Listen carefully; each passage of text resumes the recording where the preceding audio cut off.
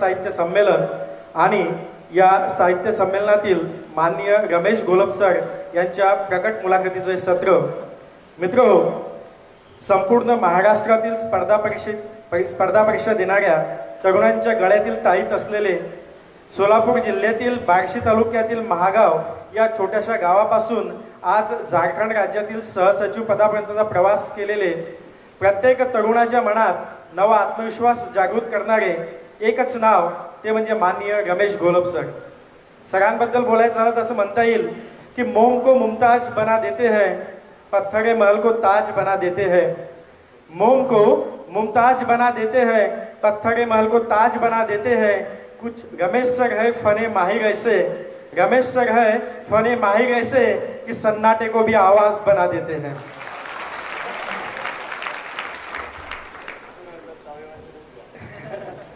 सरांचं काव्य वाचन पण आपल्याला घ्यायचं आहे, तर लवकरच आपण सरांच्या सत्राला सुरुवात करूया. आपला अधिक वेळ घेत नाही. तर माननीय रमेश घोलप सरांना पहिला प्रश्न, की ज्या अनुषंगानं रामवाघ सरांनी सुद्धा सुरुवात केली की बार्शी सारख्या तालुक्याच्या ठिकाणी 20 ते 25 हजार विद्यार्थी तरुण येतात आणि स्पर्धा परीक्षेचा मंत्र घेऊन नव्या यशाच्या आकाशात झेपावतात. तर बार्शी येथील उमेद प्रतिष्ठानचं साहित्य संमेलन, त्याचं आयोजन, त्यामागचा हेतू आणि प्रेरणा आणि स्वागताध्यक्ष म्हणून आपली भूमिका, याबद्दल सर आपण काय सांगाल? खरं तर सर्वप्रथम मी रामजींचं अभिनंदन करतो की अतिशय चांगल्या पद्धतीचा इव्हेंट त्यांनी नागपूरमध्ये घेतलाय. नागपूरमध्ये येण्याचं माझी दुसरी वेळ आहे. जसं नागपूरमध्ये आलो तसं माझा ज्याला 2012 मध्ये UPSCचा रिझल्ट आला, देन MPSC मध्ये पण माझा रिझल्ट आला आणि त्यानंतर मी महाराष्ट्रामध्ये जवळपास 400-450 प्रोग्राम केले. पर्पज हा होता की मी एक सुंदर वाक्य वाचलं होतं की एक माणूस 100 पाऊल पुढे गेला म्हणजे विकास झाला असं नव्हे, तर 100 माणसं मिळून एक पाऊल पुढे गेली तर त्याला विकास झाला असं म्हणतात. त्यामुळे माझा उद्देश असा होता, कारण ज्या वेळेला मी शिकत होतो त्यावेळेला मी बघितलं होतं की मी बार्शीमध्ये पण तो उल्लेख केला होता. योगायोगाने पुन्हा ते सर इथं आहेत, काठोळे सर म्हणून आहेत इथं.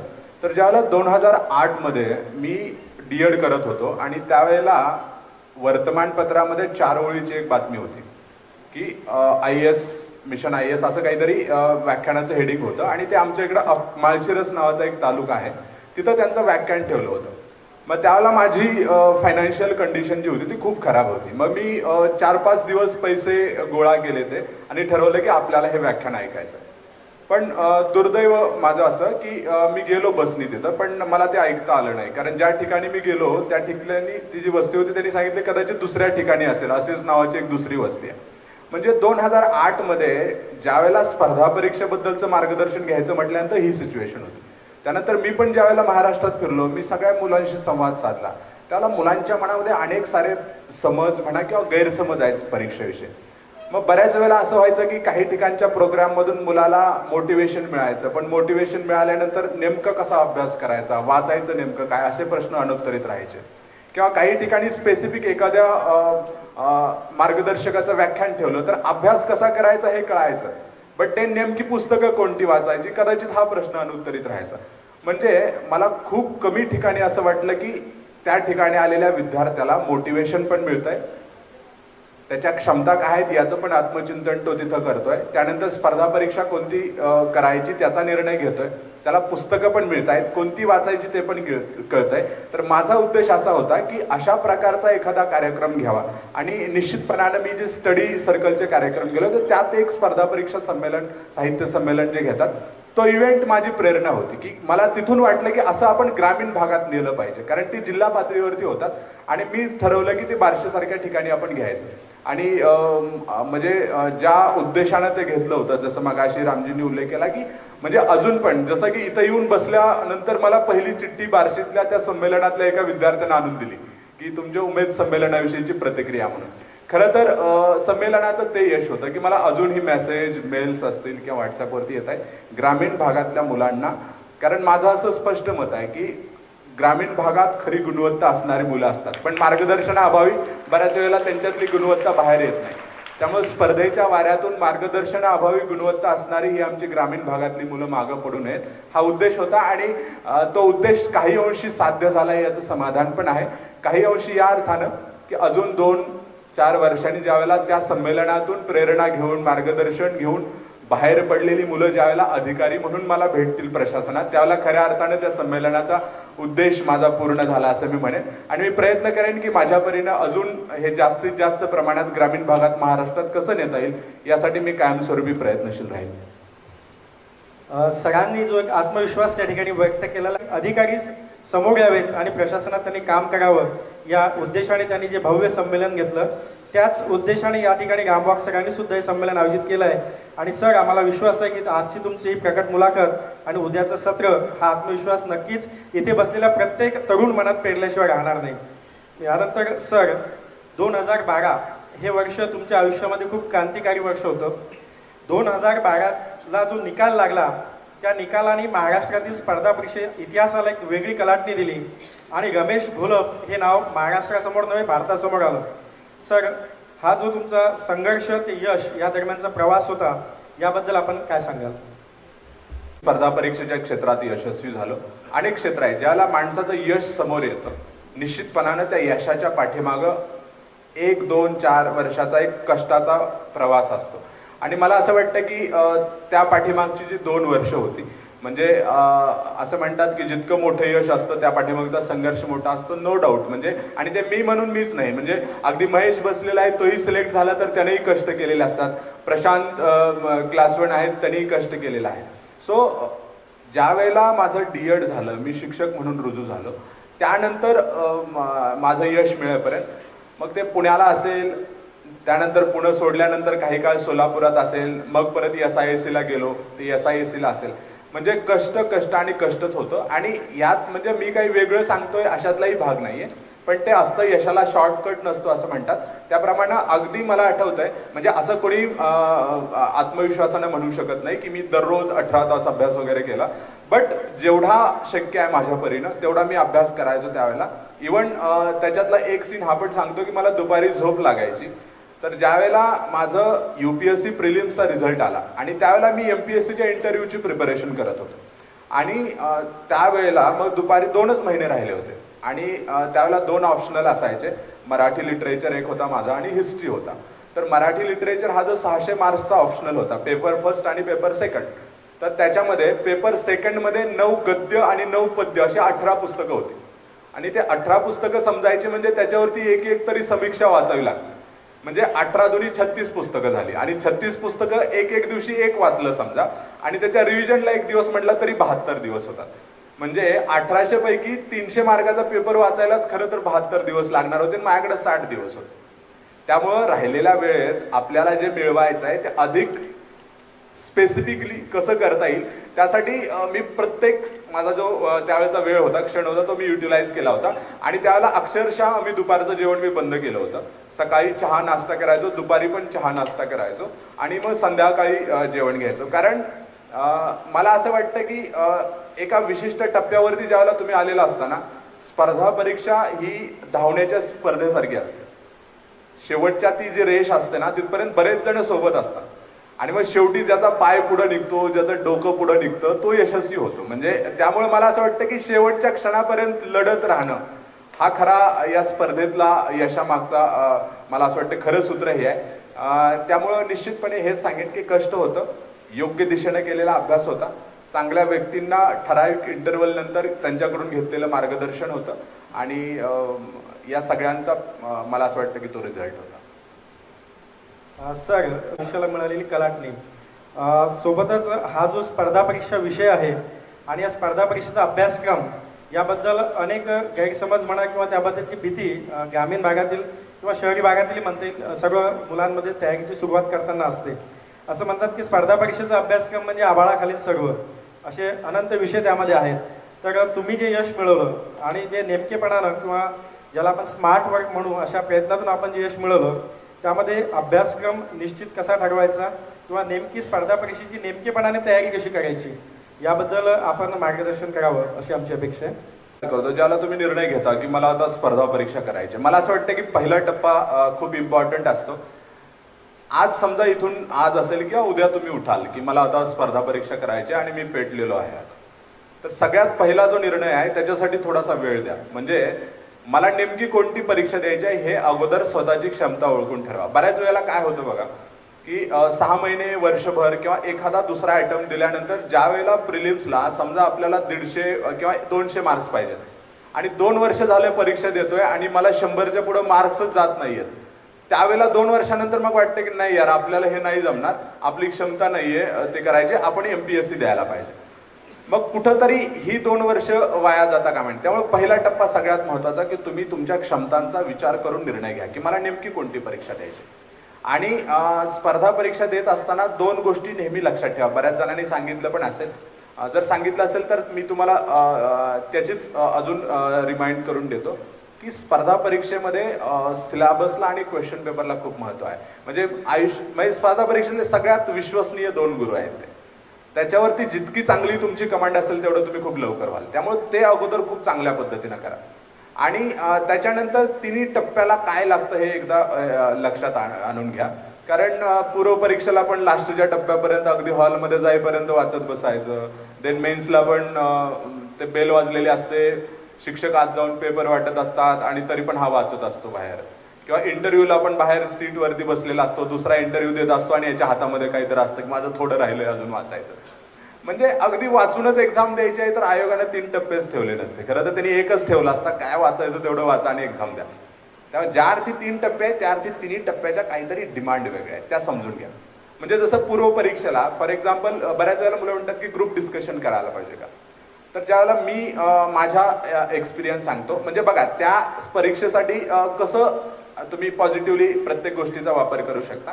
मी ज्यावेळेला 2010 डिसेंबर एंडला मी SISC ला माझं सिलेक्शन झालं मुंबईमध्ये. आणि मी असं ठरवून गेलो की कारण त्यावेळेला सातत्यानं अपयश येत असलेला तो काळ होता. म्हणजे मी UPSCची त्याच्या अगोदरची परीक्षा फेल झालो होतो. प्रिलिम्स आयुष्यात पहिल्यांदा नापास झालेली परीक्षा होती ती. देन मी असं ठरवलं की आता डायरेक्ट UPSC करायचं आणि अजिबात MPSCचा एक सिंगल पेपर पण वाचायचा नाही. ज्यावेळेला मी मुंबईमध्ये गेलो त्यावेळेला जानेवारी 1st वीकमध्ये MPSCची जाहिरात आली आणि त्याची प्रिलिम्स फेब्रुवारीला होणार होती, 13-14 फेब्रुवारीला, आणि मेन्स जूनमध्ये होणार होती. त्यामुळे काही मित्रांनी मला असं सजेस्ट केलं की तू MPSC दे, कारण त्यात डेप्टी कलेक्टरच्या पण जागा येणार आहेत आणि तू क्लास 1 होशील 6 महिन्यामध्ये जर चांगला व्यवस्थित अभ्यास केला तर. आता तिथून मी पुण्याला परत गेलो, पुस्तकांची लिस्ट घेतली 1-2 जणांकडून जे रिसेंटली सिलेक्ट झाले होते. खरं तर पुस्तकं कोणती वाचावीत याचं उत्तर होतं ह्या त्याच्या मागच्या लाईनमध्ये की जे जस्ट सिलेक्ट झालेले आहेत त्यांच्याकडून घेत जाते यादी. त्यांच्याकडून लिस्ट घेतली आणि परत गेलो. म्हणजे मी जानेवारी 1st वीकच्या एंडला मी परत मुंबईमध्ये गेलो आणि मला 1.25 महिन्याने असणारी प्रिलिम्स द्यायची होती. त्याच्या अगोदर मी कधी MPSCची प्रिलिम्स दिली नव्हती. सो मग आम्ही काय केलं, ग्रुप डिस्कशनला आम्ही काय करायचो, तिथं एक ग्रुप होता आमचा, 10-15 जण होतो आम्ही. दिवसभर तुम्ही जे काही वाचताय, समजा मी चालू घडामोडी वाचतोय, एखादा इतिहास वाचतोय, दुसरा जॉग्राफी वाचतोय, तर ते वाचत असताना जे स्वतःला अवघड वाटतं किंवा परीक्षेच्या दृष्टीने इम्पॉर्टंट वाटतं असे 10-15 पॉईंट आम्ही काढून आणायचो. आणि संध्याकाळी 1 तासभर बसल्यानंतर मी सांगायचो. मग फॉर एक्झाम्पल त्यावेळेला कृषी हा पण एक अभ्यासातला घटक होता प्रिलिम्समध्ये, की मी सांगितलं की हे ज्वारीच्या बियाची काय म्हणतात त्याला जात आहे का वाण आहे, वाण समथिंग असं काहीतरी वाण आहे, तर बाकीचे सांगायचे नाही हे पण एक आहे, ते पण आहे, किंवा हे मग मक्याचं आहे वगैरे. म्हणजे एक प्रश्न 1 पॉईंट सांगितल्यानंतर त्याच्या अनुषंगानं 5-6-7 डिस्कस व्हायचे. म्हणजे प्रत्येकाने 10-10 आणले तर ते 150 आणि त्याच्या अनुषंगानं डिस्कस झालेले असे दररोज 400-500 क्वेश्चन डिस्कस व्हायचे.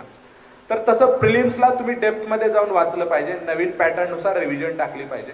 कारण नवीन जे प्रश्न येत आहेत त्याच्यामध्ये ते ऑप्शन्स देत आहेत, म्हणजे स्टेटमेंट देत आहेत की या स्पेसिफिक समजा असहकार चळवळीबद्दल खालील वाक्यांचा विचार करा आणि 4 वाक्य दिलेली असतील आणि त्यापैकी बरोबर कोणती असं विचारतात. आणि जर तुम्ही वाचलेलं असेल ते आणि त्याच्यावर रिव्हिजन पडलेली नसेल तर प्रॉब्लेम हा होतो की त्या 4 पैकी तुम्हाला 1-2 आठवत असतात पण एखाद दुसरं पण त्यातलं आठवत नसतं रिव्हिजन न पडल्यामुळे. आणि पर्याय असतात केवळ 1 बरोबर, 1 व 2 बरोबर, 1, 2, 3 बरोबर आणि सर्व बरोबर. त्यामुळे जर रिव्हिजन नसेल तर तिथं चुकता तुम्ही. त्यामुळे रिव्हिजन पण इम्पॉर्टंट आहे. तसं मी एवढंच सांगेन तुम्हाला की परीक्षा नेमकी जाणून घ्या, पूर्व काय, मेन्स काय आणि मुलाखत काय, आणि त्याच्यानुसार प्रॉपर डायरेक्शननं अभ्यास करा. कारण अभ्यास करणारे खूप जण असतात, फक्त जे प्रॉपर डायरेक्शननं करतात ते यशस्वी होतात. सो दिशा खूप महत्वाची आहे असं मला वाटतं. अभ्यास जो का आपण करतोय स्पर्धा परीक्षेचा त्याला दिशा असणं आणि मुख्य परीक्षा हे 2 महत्त्वाचे टप्पे असतात. त्याप्रमाणे मुलाखत हा सुद्धा एक अत्यंत महत्त्वाचा आणि ज्याचा तुमच्या निवडीमध्ये सिंहाचा वाटा असतो असा टप्पा आहे. आणि मुलाखतीबद्दल सुद्धा अनेक गैरसमज किंवा भीती इथल्या विद्यार्थ्यांच्या मनात आहेत. मुख्यतः इंग्रजीतूनच मुलाखत द्यायची का, मराठीत दिली तर चालते का, किंवा लँग्वेज मिक्स केली तर चालेल का, असे अनेक प्रश्न या इथे बसलेल्या माझ्या बांधवांच्या बहिणींच्या मनात असतील. तर इंटरव्ह्यू या अत्यंत महत्त्वाच्या अशा टप्प्याविषयी किंवा त्याबद्दल असलेले समज गैरसमज किंवा आपण तो कसा फेस केला किंवा आपले त्याबद्दलचे जे काही अनुभव आहेत ते आम्हाला ऐकायला नक्कीच आवडेल. मुलाखतीबद्दलच्या गैरसमजा बाबतीत मला असं माझ्यापेक्षा तुम्हाला खूप चांगलं माहीत असेल. म्हणजे बघा, ज्या वेळेला मी शिकत होतो त्यावेळेला युपीएससीचे इंटरव्ह्यू कसे असतात याचे असल्या काही काही स्टोरी असायच्या ना. फॉर एक्झाम्पल, तुम्ही आज जाऊन बसल्यानंतर ते विचारतात की आता किती वाजलेले आहेत, मग तुम्ही घड्याळाकडनं बघता सांगितलं पाहिजे नाही का किती वाजले. किंवा ते एक जणाला म्हणे इंटरव्ह्यू पॅनलनं पेन खाली टाकला आणि सांगितलं की पेन द्या. मग त्यानं काय केलं की स्वतः वाकून नाही घेतला, त्यानं बेल वाजवली आणि बाहेरचा आला आणि त्याला सांगितलं अरे पेन दे, का तर मग तो ऑफिसर होणार आहे म्हटल्यानंतर त्यानं ऑफिसर लाईक क्वालिटीज त्याच्यामध्ये ते असली पाहिजे. किंवा तुम्ही आता ज्या जिन्यावरून चढून आला त्याला किती पायऱ्या होत्या, काही म्हणजे त्याला काय अर्थ नाही. म्हणजे खूप गैरसमज असतात. आणि जसं सांगितलं की इंग्लिश मीडियम मधून बोलायला पाहिजे, खूप खूप टॅलेंटची उत्तरं द्यायला पाहिजेत, अस्खलितपणे बोलायला पाहिजे, असं काहीही नसतं. मला असं वाटतं की मुलाखत म्हणजे सरळ साधं असतं की ज्या पोस्टवरती तुम्हाला न्यायचं आहे, घ्यायचं आहे, सिलेक्ट करायचं आहे, त्याच्यासाठी सिलेक्ट करण्यासाठी तुम्ही योग्य आहात का. आणि तिथं असंही एक्सपेक्टेशन्स अजिबात नसते की तुम्ही खूप अगदी विचारवंतांसारखी उत्तरं द्यायला पाहिजे. तुम्ही ज्याला काय म्हणतो प्रॅक्टिकल म्हणण्यापेक्षा वास्तविकतेचं भान तुम्हाला असायला पाहिजे आणि खूप काही ब्लंडर त्याच्यात नाही करायला पाहिजेत. म्हणजे महिला सबलीकरणाच्या कुठंतरी विरोधात बोलून आलाय किंवा डेमोक्रेसीच्या विरोधातच काहीतरी मतं देतोय किंवा कॉन्स्टिट्यूशनच्या अगेन्स्ट काहीतरी बोलून आलाय, असलं काही नाही व्हायला पाहिजे. आणि त्याच्यामधून तुमची व्यक्तिमत्व तपासलं जातं. म्हणजे ज्यावेळेला माझा इंटरव्ह्यूचा मी तुम्हाला एक्सपिरियन्स सांगतो. आणि कपड्यांवरती पण बरेच जण असतात. म्हणजे माझ्या अगोदर मी ऐकलं होतं की 20,000चा सूट घालून गेला होता एक बंदा. आणि हे बघा, म्हणजे जर तुम्ही अगोदर 1,000 रुपयात ड्रेस घ्यायची सवय असते आपल्याला ज्याला शिकत असतो त्याला, आणि डायरेक्ट 20,000चं ते रुचत नाही आणि समोरच्याला नीट दिसत नाही ते आहे ना, त्यामुळे त्या भानगडीत पडायचं नाही. आपण जसा याचा अर्थ काही मग 1,000 रुपयाचाच घालून जावा असंही म्हणत नाही. जे आहे ते व्यवस्थितपणे घालून जायला पाहिजे तिथं. आणि मग टाय घालावी का वगैरे काही नाही. जसं तुम्ही आम्ही टाय वगैरे काही घातली नव्हती. इव्हन माझं तर असं म्हणणं होतं, मी ज्यावेळेला ड्रेस घ्यायला गेलो त्यावेळेचा एक हसायचा किस्सा सांगतो. मी सांगितलं होतं त्याला की मला शर्ट खूप चांगला आहे, किमतीचा घे चांगला, पॅन्ट काय दिसत नाही म्हटलं, त्या टेबलच्या तिथं बसलेलं असतं त्यामुळे फक्त एवढंच दिसतं म्हटलं. म्हणजे अशा पद्धतीनं. आणि देन इंटरव्ह्यू मधून काय चेक होतं बघा, बऱ्याच वेळेला मुलांना असं वाटतं की विचारलेल्या प्रत्येक प्रश्नाचं उत्तर आलं पाहिजे. माझं तिथं नॉलेज चेक नाही होत तुमचं. म्हणजे मला एमपीएससीला असं बंबार्डिंग केलं होतं फॅक्च्युअल क्वेश्चनचं स्टार्टला. म्हणजे अगदी हे कोणाला म्हणतात, हे किती तारखेला झालं होतं, ते किती वेळा साली झालं होतं वगैरे वगैरे वगैरे. मग ते मला अक्षरशः त्या 7-8 क्वेश्चन पैकी भलेही मला सगळंच आलं असतं शांत बसलं तर, पण त्या माहोलमध्ये मला 2-3 आले फक्त. आणि मी त्यानंतर सॉरी सर आता आठवत नाहीये, किंवा जे खूपच बाहेरचं काहीतरी विचारलं असेल तर सॉरी सर मला माहित नाहीये. म्हणजे 7-8 क्वेश्चन विचारले आणि त्यातल्या ओळीनं 3-4 क्वेश्चनची आन्सर्स तुम्हाला नाही आली. असं वाटायचं काही कारण नाही की बस आता संपलो, आपले सिलेक्शनचे चान्सेस गेले. येत नाही हे तुम्ही प्रामाणिकपणे कबूल करता, हा सुद्धा एक गुण आहे तुमचा की जो इंटरव्ह्यू मधून चेक होतो. म्हणजे तुम्ही प्रामाणिक आहात. नाही येत तर सरळ सांगता, उगीच तिथं फेकाफेकी करत नाही. मग सर ते असं झालं होतं की, म्हणजे खरंच काय नसतं, उगीच गोल फिरवत फिरवत मग ते शेवटी त्याला पण माहित होतं की ह्याला काही येत नाहीये, हे उगाच सुरुवात करायचं, ते तोडतात आणि पुढचं विचारतात. त्यामुळे येत नसेल तर नाही येत, कारण त्यातून चेक होतं. पण याचा अर्थ येत असेल तरी पण सॉरी सर माफ करा, कारण प्रामाणिकपणा दाखवण्यासाठी मी सॉरी सर म्हणतो, असंही नका करू. जे आहे येत असेल तर यस सांगा, नसेल तुमच्या बोलण्यातलं पहिला शब्द म्हणजे तुमच्या उत्तराची सुरुवात असली पाहिजे. बऱ्याच वेळेला फिरवून सांगायची सवय असते. म्हणजे असहकार चळवळीबद्दल तुम्हाला काय वाटतं असा जर प्रश्न विचारला, भारत 150 वर्ष गुलामीमध्ये, इंग्रजांनी त्याच्यावरती राज्य केलं, त्याच्या अगोदर मुघलांचं राज्य होतं वगैरे. प्रश्न काय की असहकार चळवळी, तर तिथं जावा डायरेक्ट. म्हणजे तिथं तुम्ही कमीत कमी शब्दामध्ये प्रभावीपणे तुम्हाला व्यक्त केलं पाहिजे, हा पण एक गुण आहे. आणि त्याच्यासाठी तुम्ही इंटरव्ह्यूची प्रिपरेशन करत असताना मुलं एकमेकांशी ग्रुप डिस्कशन जे करता किंवा मॉक टाईप जे एकमेकांचं घेता, त्याचं व्हिडिओ रेकॉर्डिंग करता मोबाईलमध्ये. मग माझ्या काही विचित्र हावभाव तर मी करत नाहीये ना, हालचाली तर माझ्या काही विचित्र होत नाही ना, अशा प्रकारे टॅक्टिक्स असतात ते करत राहा तुम्ही. आणि इंग्लिशमध्ये बोलावं लागतं, याच्याबद्दल एक मला क्लिअर करायला आवडेल. माझ्या बाबतीतली एक गोष्ट सांगतो की मी आयुष्यात पहिल्यांदा अदर दॅन मराठी पहिल्यांदा UPSCच्या इंटरव्ह्यूलाच बोललो डायरेक्ट. त्याच्या अगोदर कारण मी मेन्स मराठीतून लिहिली होती आणि ज्यावेळेला मी मॉक इंटरव्ह्यू देत होतो त्यावेळेला बऱ्याच जणांनी मराठीमधून दे म्हणून सांगितलं आणि काही जणांनी नाही मराठीतून अजिबात देऊ नको म्हणून सांगितलं. आता जे मराठीतून दे म्हणायचे त्यांचं म्हणणं असं असायचं की तू व्यक्त होऊ शकतो मराठीतून तर तू मराठीतून दे. त्यातल्या एक जणांनी असं सांगितलं की मराठीतून देणार असतील तर 100% मराठीत बोल. म्हणजे अगदी सॉरी सर सुद्धा म्हणायचं नाही, माफ करा सर म्हणायचं. भाषेची सरमिसळ नको तिथं. आता मी विचार करायचो बघा आपण इथं एकदा इमॅजिन करतो डोळं झाकून की माझा इंटरव्ह्यू कसा असेल. मग मी इमॅजिन करायचो की मी दिल्लीला धोलपूर हाऊसला गेलो असेल, मग मी नॉक करेन, मग यांनी सांगितलं मराठीत बोलायचं, मी म्हणेल मी आत येऊ का सर. आता त्या बिचाऱ्यांना मराठी माहीत नसणार. मग तिथं ट्रान्सलेटर बसलेला त्यांना सांगेन की मी आय कम इन सर म्हणतोय म्हणून. मग ते म्हणतील यस कम इन. तो म्हणेल हा आत या ट्रान्सलेटर हा. मग मी आत जाणार आणि देन मग मी सगळ्यांकडे बघणार. मग शुभ प्रभात मॅडम, शुभ प्रभात सर, आपल्या सगळ्यांना शुभ प्रभात. परत ते माझ्याकडे बघणार. परत तर ट्रान्सलेटर सांगणार की good morning ma'am, good morning sir, good morning to all of you असं म्हणतोय. देन हा प्लीज सिट डाऊन. तो ना हो कृपया तुम्ही बसू शकता. आणि काय लॉजिक आहे म्हटल्यात म्हणजे बघा भाषा हे तुमचं विचार त्या पॅनलपर्यंत पोहोचवण्याचं माध्यम आहे. भाषा म्हणजे विचार नाही. त्यामुळे भाषा खूपच अस्खलित खूपच ताकदीची असायला पाहिजे असं काही नाही. त्या भाषेमधून तुम्ही जे व्यक्त करू पाहताय ना ते ताकदीचं असलं पाहिजे, ते विधायक असलं पाहिजे, ते कन्स्ट्रक्टिव्ह असलं पाहिजे, ते ऑफिसर्स लाईक क्वालिटीज त्याच्यामधून दिसल्या पाहिजेत. आणि मी मॉक मराठीतून द्यायचो आणि ज्यांचं म्हणणं होतं की मी दोन्ही आस्पेक्ट सांगतो. काही जणांचं म्हणणं होतं की अदर दॅन मराठी दे. कारण का मी सांगतो तुम्हाला अशीच सिस्टीम असते तिथं. असं पॅनल बसलेलं असतं. फॉर एक्झाम्पल आम्ही पॅनल आहे आणि या चेअरच्या पलीकडे एक चेअर आमच्याकडे तोंड करून असते फॉर एक्झाम्पल की तो मुलाखत देणारा बंद आहे आणि जर मराठीतून देणार असाल तर एक ट्रान्सलेटर शेजारी बसवलेला असतो. मग मराठीतून का नको तर असं म्हणतात की मुलाखत देत असताना इंटरव्ह्यू प्रश्न विचारणाऱ्यांच्या चेहऱ्याकडे बघायला बोलायला पाहिजे. म्हणजे चांगल्या कम्युनिकेशनचा तो एक भाग आहे की आपण त्यांच्या चेहऱ्याकडे त्यांच्या डोळ्याकडे बघत बोललं पाहिजे. आता इमॅजिन करा मी कन्नडमध्ये बोलायला सुरुवात केली आणि तुमच्या डोळ्यात घालून बघतो, बिचाऱ्यांना कळणार नाही काय. मग त्यांचे एक्सप्रेशन्स कसे असतील. हा एक मुद्दा होता त्यांचा की तू मराठीतून बोलू नको. दुसरं त्यांचं म्हणणं होतं की ट्रान्सलेटर तुझा निम्मा वेळ खाईल. कारण तू सांगणार प्रत्येक वेळी तो ट्रान्सलेट करणार, त्यामुळे तुझी मुलाखत जर 30 मिनिट झाली तर 15 मिनिट ट्रान्सलेटर खाईल.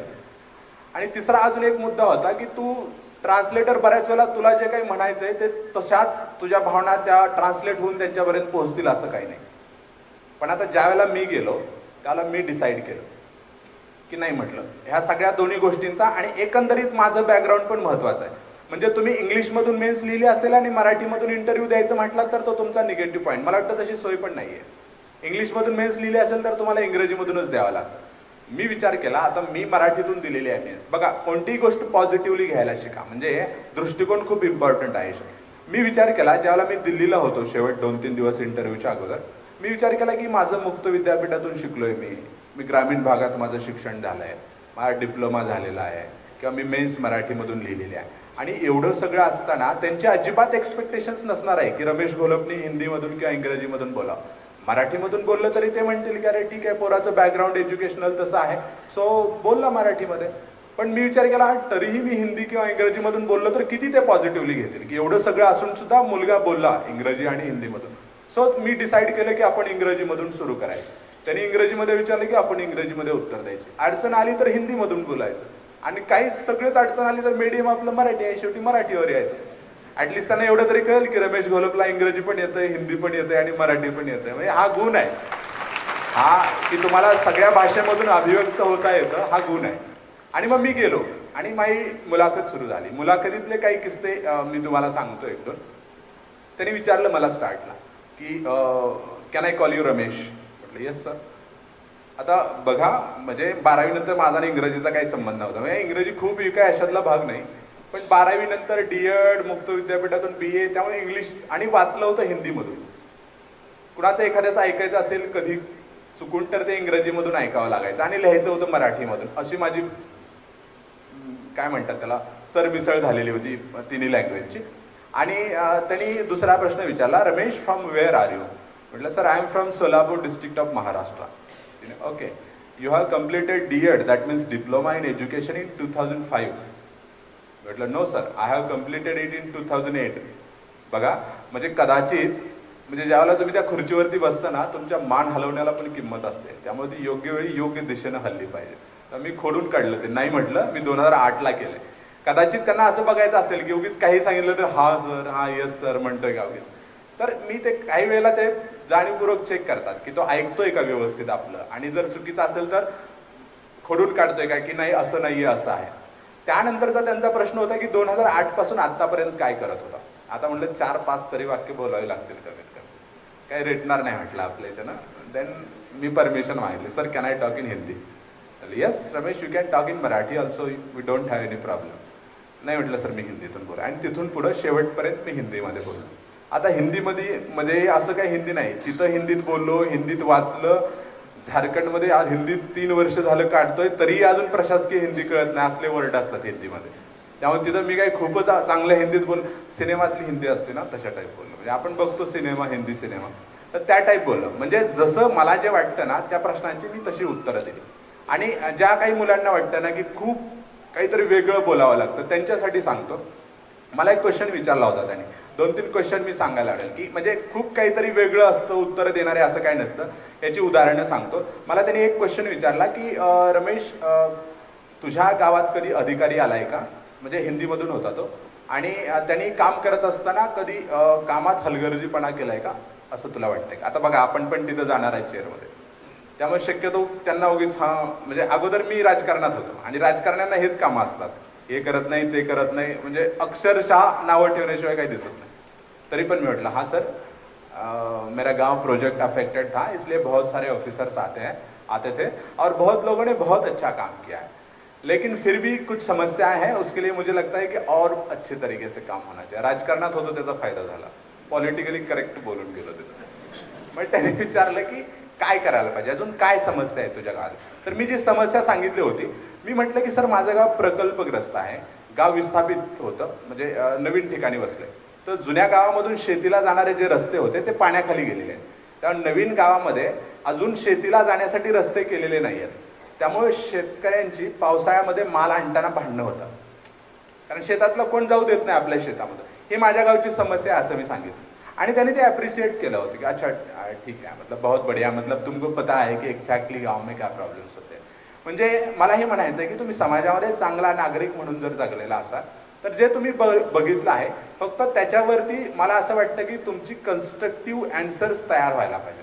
म्हणजे या फेजमध्ये जर तुम्ही आता सुरू केला अभ्यास करायला, तर रस्त्यानं जात असताना ट्रॅफिक जाम झालं तर शिव्या नाही द्यायला पाहिजे की हे असंच करत नाही, महानगरपालिका असंच करते, या शहरात राहणं मुश्किल आहे, इथं जण गाडी चालवली तू भारतात कुठेही गाडी चालवू शकतो आहे की नाही, असली उत्तरं असतात. इथल्या रिक्षावाल्यांना जोड नाही आहे ना, असं नाही. त्यावेळेला तुम्ही हा विचार करायला पाहिजे की मी जर अधिकारी असतो तर हे ट्रॅफिक जाम होऊ नये म्हणून कशा पद्धतीनं मी काम केलं असतं.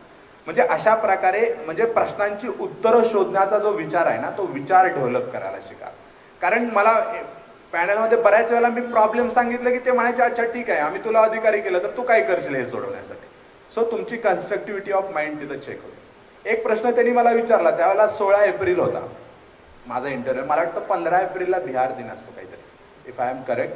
आणि त्यावेळेला ते नितीश कुमार आणि लालू प्रसादजी दोघं जण येणार होते मुंबईला, आणि आपले जे ठाकरे साहेब आहेत त्यांचं आणि त्यांचं शाब्दिक चालू होतं की मुंबईत येऊन आम्ही छठ पूजा करेंगे, असं काहीतरी ते वातावरण होतं आणि थोडंसं चिघळलेलं होतं. आता मग त्यांनी मला सांगितलं, मग त्यांनी थोडंसं त्या अँगलनी मला चेक केलं की रमेश देखो यार, बॉम्बे कितना अच्छा था पहले, है ना, अब देखो बाहर से लोग आ रहे हैं, बेसिक इंफ्रास्ट्रक्चर पे प्रेशर आ रहा है, क्राइम्स बहुत बढ़ रहे हैं और बहुत सारे प्रॉब्लम्स क्रिएट हो रहे हैं. तुमको नहीं लगता राइट टू ट्रैवल जो है उस पर कुछ रिस्ट्रिक्शंस लाने चाहिए. आता बघा, मी जर एका विशिष्ट विचारसरणीचा असतो तर बाह्या दुबडून सांगितलं असतं की हां सर बंद करायला पाहिजे, अजिबात येऊ द्यायला पाहिजे. पण ज्यावेळेला तुम्ही तिथं बसताना तर तुम्ही खूपच रिजनल म्हणजे असा अप्रोच नाही दाखवायला पाहिजे की आपण शेवटी तुम्ही ऑल इंडिया सर्व्हिसमध्ये जाणार आहात, ॲज अ होल कंट्री म्हणून तुम्ही विचार करायला पाहिजे. मी त्यांना सांगितलं यातून 2 गोष्टी होत्या, एक तर येणारे ओढे आणि दुसरं वाढणारं गुन्हेगारीकरण. मग मी ते दोन्ही माझ्या परीने ॲड्रेस केलं. मी म्हटलं की सर तिथं येणारी, मुंबईमध्ये येणारी लोक केवळ बाहेर राज्यातून येत आहेत असंच नाहीये, तर ते महाराष्ट्रातल्या पण ग्रामीण भागातून तिथं लोक जात आहेत रोजगाराच्या शोधासाठी. त्यामुळं त्यासाठी राईट टू ट्रॅव्हल त्याच्यावरती रिस्ट्रिक्शन्स आणणं, बंधनं आणणं हे उत्तर नाहीये. मग ज्या राज्यातून ती लोक येत आहेत त्या राज्यामध्ये आणि महाराष्ट्रातल्याही ग्रामीण भागामध्ये रोजगारांची निर्मिती करणं हा त्याच्यावरचं सोल्युशन असू शकतो असं मला वाटतं. आणि देन दुसरं जे आहे, तुम्ही म्हणताय की गुन्हेगारीकरण वाढलेलं आहे, तर त्याच्यासाठी तिथली जी काही पोलिसिंग आहे त्याच्यामध्ये बदल करायला पाहिजेत किंवा त्याच्यामध्ये याला कंट्रोल करण्यासाठी आवश्यक त्या सुधारणा करणं गरजेचं आहे. म्हणजे असं खूप ज्याला आपण म्हणतो की कॉमन सेन्स असला ना माणसाला तर चालून जातं तिथं. म्हणजे खूप काही वेगळं बोलावं लागत नाही, फक्त तुम्ही खूपच एक्स्ट्रीमिस्ट असायला नको. म्हणजे एक प्रश्न त्यांनी विचारला होता राम सेतू बद्दल मला, की म्हणे राम सेतू पता है तुमको. म्हटलं हाँ सर, मतलब तर म्हणे की तुमको क्या लगता है, मतलब राम सेतू अगर वो वहाँ से हटा दिया जाए, म्हणजे ते जे होतं तर तो क्या बेनिफिट होगा. म्हटलं त्यांनी असं विचारलं की तिथून जर आपली जी काय म्हणतात त्याला सागरी वाहतूक जी आहे ती जर त्याला तिथून जर मार्ग मिळाला तर काय बेनिफिट होतील का आपल्याला. म्हटलं सर होतील की. त्यामुळे काय तर म्हटलं समजा आपल्याकडे इकडे कोलकात्याकडे वगैरे कुणी अटॅक केला तर आपली मुंबईची जहाजं तिथं जाऊन पोहोचेपर्यंत राऊंड घालून श्रीलंकेला तर मधून गेली तर कमी वेळात जातील. आणि दुसरं व्यापाराच्या दृष्टीनं पण ते चांगलं आहे. तर म्हणे अच्छा उसके लिए बहुत लोग अपोज कर रहे हैं, तो तुमको नहीं लगता ये डेमोक्रेसी है, लोगों का विरोध तो होता ही रहता है, लोग तो हर चीज के लिए अपोज करते रहते हैं, तो इनको निग्लेक्ट करके कर देना चाहिए अगर अच्छा है तो. म्हणजे खूप मेजरली जर अपोज होत असेल तर लोकशाहीमध्ये मला असं वाटतं की त्यांच्या विचारांना आपण ॲटलिस्ट विचार तरी करायला. मी त्यांना असं म्हटलं की सर मुझे लगता है कि उनको निग्लेक्ट करने के बजाय अगर हम उनको विश्वास में ले लें और उनको समझा दें प्लस माइनस पॉइंट और उनको एग्री करा के करवा लें तो अच्छा रहेगा, क्योंकि उससे लॉ एंड ऑर्डर का जो इश्यू होता है वो क्रिएट नहीं होगा ज़्यादातर. तर अशा प्रकारची मी उत्तरं दिली होती. त्यामुळे तुम्ही पण ज्यावेळेला कराल आणि व्यक्तिमत्व हे काही 1 महिन्यात 1.5 महिन्यात विकसित होणारी गोष्ट नसते, ते तुम्ही लहानपणापासून नकळतपणे घडत आलेलं असतं. त्यामुळं जो तुमचा बायोडाटा तुम्ही दिलेला असतो, जे तुमचं एज्युकेशनल बॅकग्राऊंड असतं, जो तुमचा ऑप्शनल असतो, जे तुम्ही सर्व्हिस प्रेफरन्स दिलेले असतात, जो तुमचा छंद असतो, संबंधित प्रश्न तयार करायचे. आणि प्रश्न शक्यतो इंटरव्ह्यूची आता पण मला वाटतं काल परवा UPSCचा रिझल्ट आला, ज्याला प्रिपरेशन कराल त्यावेळेला टी डायग्राम सारखी तयार करा. म्हणजे फॉर एक्झाम्पल माझं नाव रमेश आहे तर माझ्या नावावरून काय काय क्वेश्चन विचारू शकतात. रमेश नावाची कोणती व्यक्ती चर्चेत आहे का, तर त्याच्यावरती क्वेश्चन विचारला. समजा जयराम रमेश यांच्यावरती विचारला तर ते एन्व्हायरमेंटवरती जास्त थोडंसं असायचं त्यांचं, तर मग पर्यावरण हा फोकस होऊ शकतो. कदाचित इंटरव्ह्यू पर्यावरणाकडून वाढत जाऊ शकतो. मग त्याच्यातून कोणकोणते क्वेश्चन क्रिएट होऊ शकतात, त्याचे तुम्ही आन्सर्स काय देणार, त्या आन्सर्समधून परत कोणते क्वेश्चन क्रिएट होतील, असं तुम्ही करत राहा. इंटरव्ह्यूसाठी असे 100, 200, 400 प्रश्न काढा आणि त्याचे आन्सर्सवरती पण विचार करा. स्वतःची उत्तरं तयार करा कमीत कमी शब्दांमध्ये. त्याच्यामुळं काय होतं, एकतर तुम्हाला आत्मविश्वास येतो थोडासा, कारण एवढे 300-400 क्वेश्चन तयार केले तर तुमच्या इंटरव्ह्यूला 20 प्रश्न विचारले तर त्यातले 4-5 तरी तुमचे पडतातच. काही नाही म्हटलं तरी 4-5 तरी सहज येतात. आणि स्टार्टला मोस्ट ऑफ क्वेश्चन हा असतो की इंट्रोड्यूस युअर सेल्फ, म्हणजे तुमची ओळख. तर ॲटलिस्ट तिथं तरी आपलं तयार पाहिजे की आपण कमीत कमी शब्दामध्ये आपल्याला चांगल्या पद्धतीनं आपलं स्वतःचं तरी इंट्रोडक्शन करू शकू. मुलं तिथं पण हे सुरू करतात. म्हणजे अगदी मग मी रमेश गोरख घोलप, माझ्या वडिलांचं नाव गोरख रामलिंग घोलप, त्यांचा व्यवसाय हा होता आणि ते ह्या गावचे रहिवासी होते, आमचं पोस्ट हे आहे. काय गरज आहे. म्हणजे कमीत कमी शब्दात तुम्हाला तुमची ओळख पण सांगता आली पाहिजे. तर अशा पद्धतीनं प्रत्येक गोष्टीमध्ये मला असं वाटतं की सेल्फ ॲनालिसिस, सेल्फ स्टडी जो आहे ना तो महत्त्वाचा आहे. तर मुलाखतीसाठी सुद्धा मला असं ते वाटतं की कुठल्या क्लासेसला जाऊन जास्त त्यांच्याकडून टिप्स घेण्यापेक्षा स्वतःमध्ये डोकावून बघा इंटरव्ह्यूच्या वेळेला आणि दोन्ही गोष्टींचा विचार करा की माझ्याकडे प्लस पॉईंट कोणते आहेत, मायनस कोणते आहेत, आणि जे तुमचे प्लस पॉईंट आहेत ते कळत न कळतपणे इंटरव्ह्यू पॅनलपर्यंत कसे पोहोचतील यासाठी थोडासा प्रयत्न करा. कारण काही गोष्टी गेल्या पाहिजेत त्यांच्याकडे.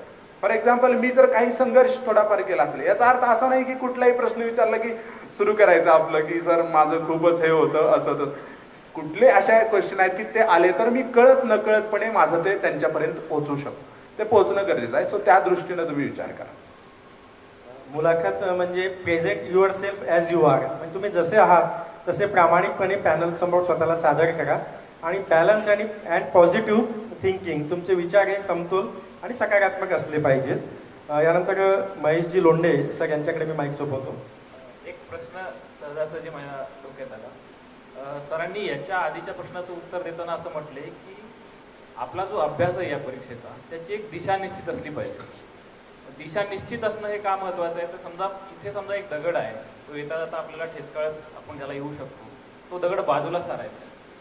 तर मला या रेड कार्पेट आहे त्याच्यावरनं बाजूला काढायचं तर मला या दिशेला बल लावावं लागेल किंवा ऊर्जा लावावी लागेल माझी. म्हणजे दिशा असेल तर ती समस्या दूर होईल. आता सगळ्यात महत्त्वाची गोष्ट सर मला काय वाटतं की दिशा निश्चित आपली योग्य आहे की नाही परीक्षेच्या प्रत्येक टप्प्यावर हे तुम्ही कसं ओळखलं किंवा कसं ओळखलं पाहिजे. नाहीतर अभ्यास आपण 8-8, 9-9 तास करत राहतो आणि परीक्षा पास होत नाही. मग आपल्या लक्षात येत नाही किंवा आपली दिशा कुठे चुकते. तर दिशा बरोबर आहे की चुकीची आहे याच्यासाठी काय काय तुम्ही लावली किंवा लावायला पाहिजे तिन्ही टप्प्यावर. फॉर एक्झाम्पल प्रिलिम्सचा जर विचार केला की समजा तुम्ही प्रिलिम्सचा अभ्यास करताय, आता योग्य दिशेनं अभ्यास होतोय की नाही हे चेक करण्याचं मार्ग एकच आहे की तुम्हाला क्वेश्चन सुटतायत की नाही प्रिलिम्सचे. मग तुमच्याकडे क्वेश्चन बँक असते, प्रिव्हियस इयर्सचे क्वेश्चन्स असतात किंवा बरेचसे क्वेश्चन बँक क्लासेसवाल्यांनी वगैरे काढलेले असतात. तर मी एखाद्या टॉपिकचा माझं जे रेफरन्स मटेरियल आहे त्याच्यामधून अभ्यास केला आणि समजा 7 दिवसानंतर त्याचं रिव्हिजन होतं, माझं रिव्हिजन पण झालं. रिव्हिजन झाल्यानंतर जे तुम्ही अगोदर सोडवलेले नाहीत असे त्या टॉपिकवरचे रॅन्डमली क्वेश्चन सोडवून बघा. जर तुम्हाला ते सुटले तर याचा अर्थ तुम्ही प्रॉपर डायरेक्शननं चाललेला आहात.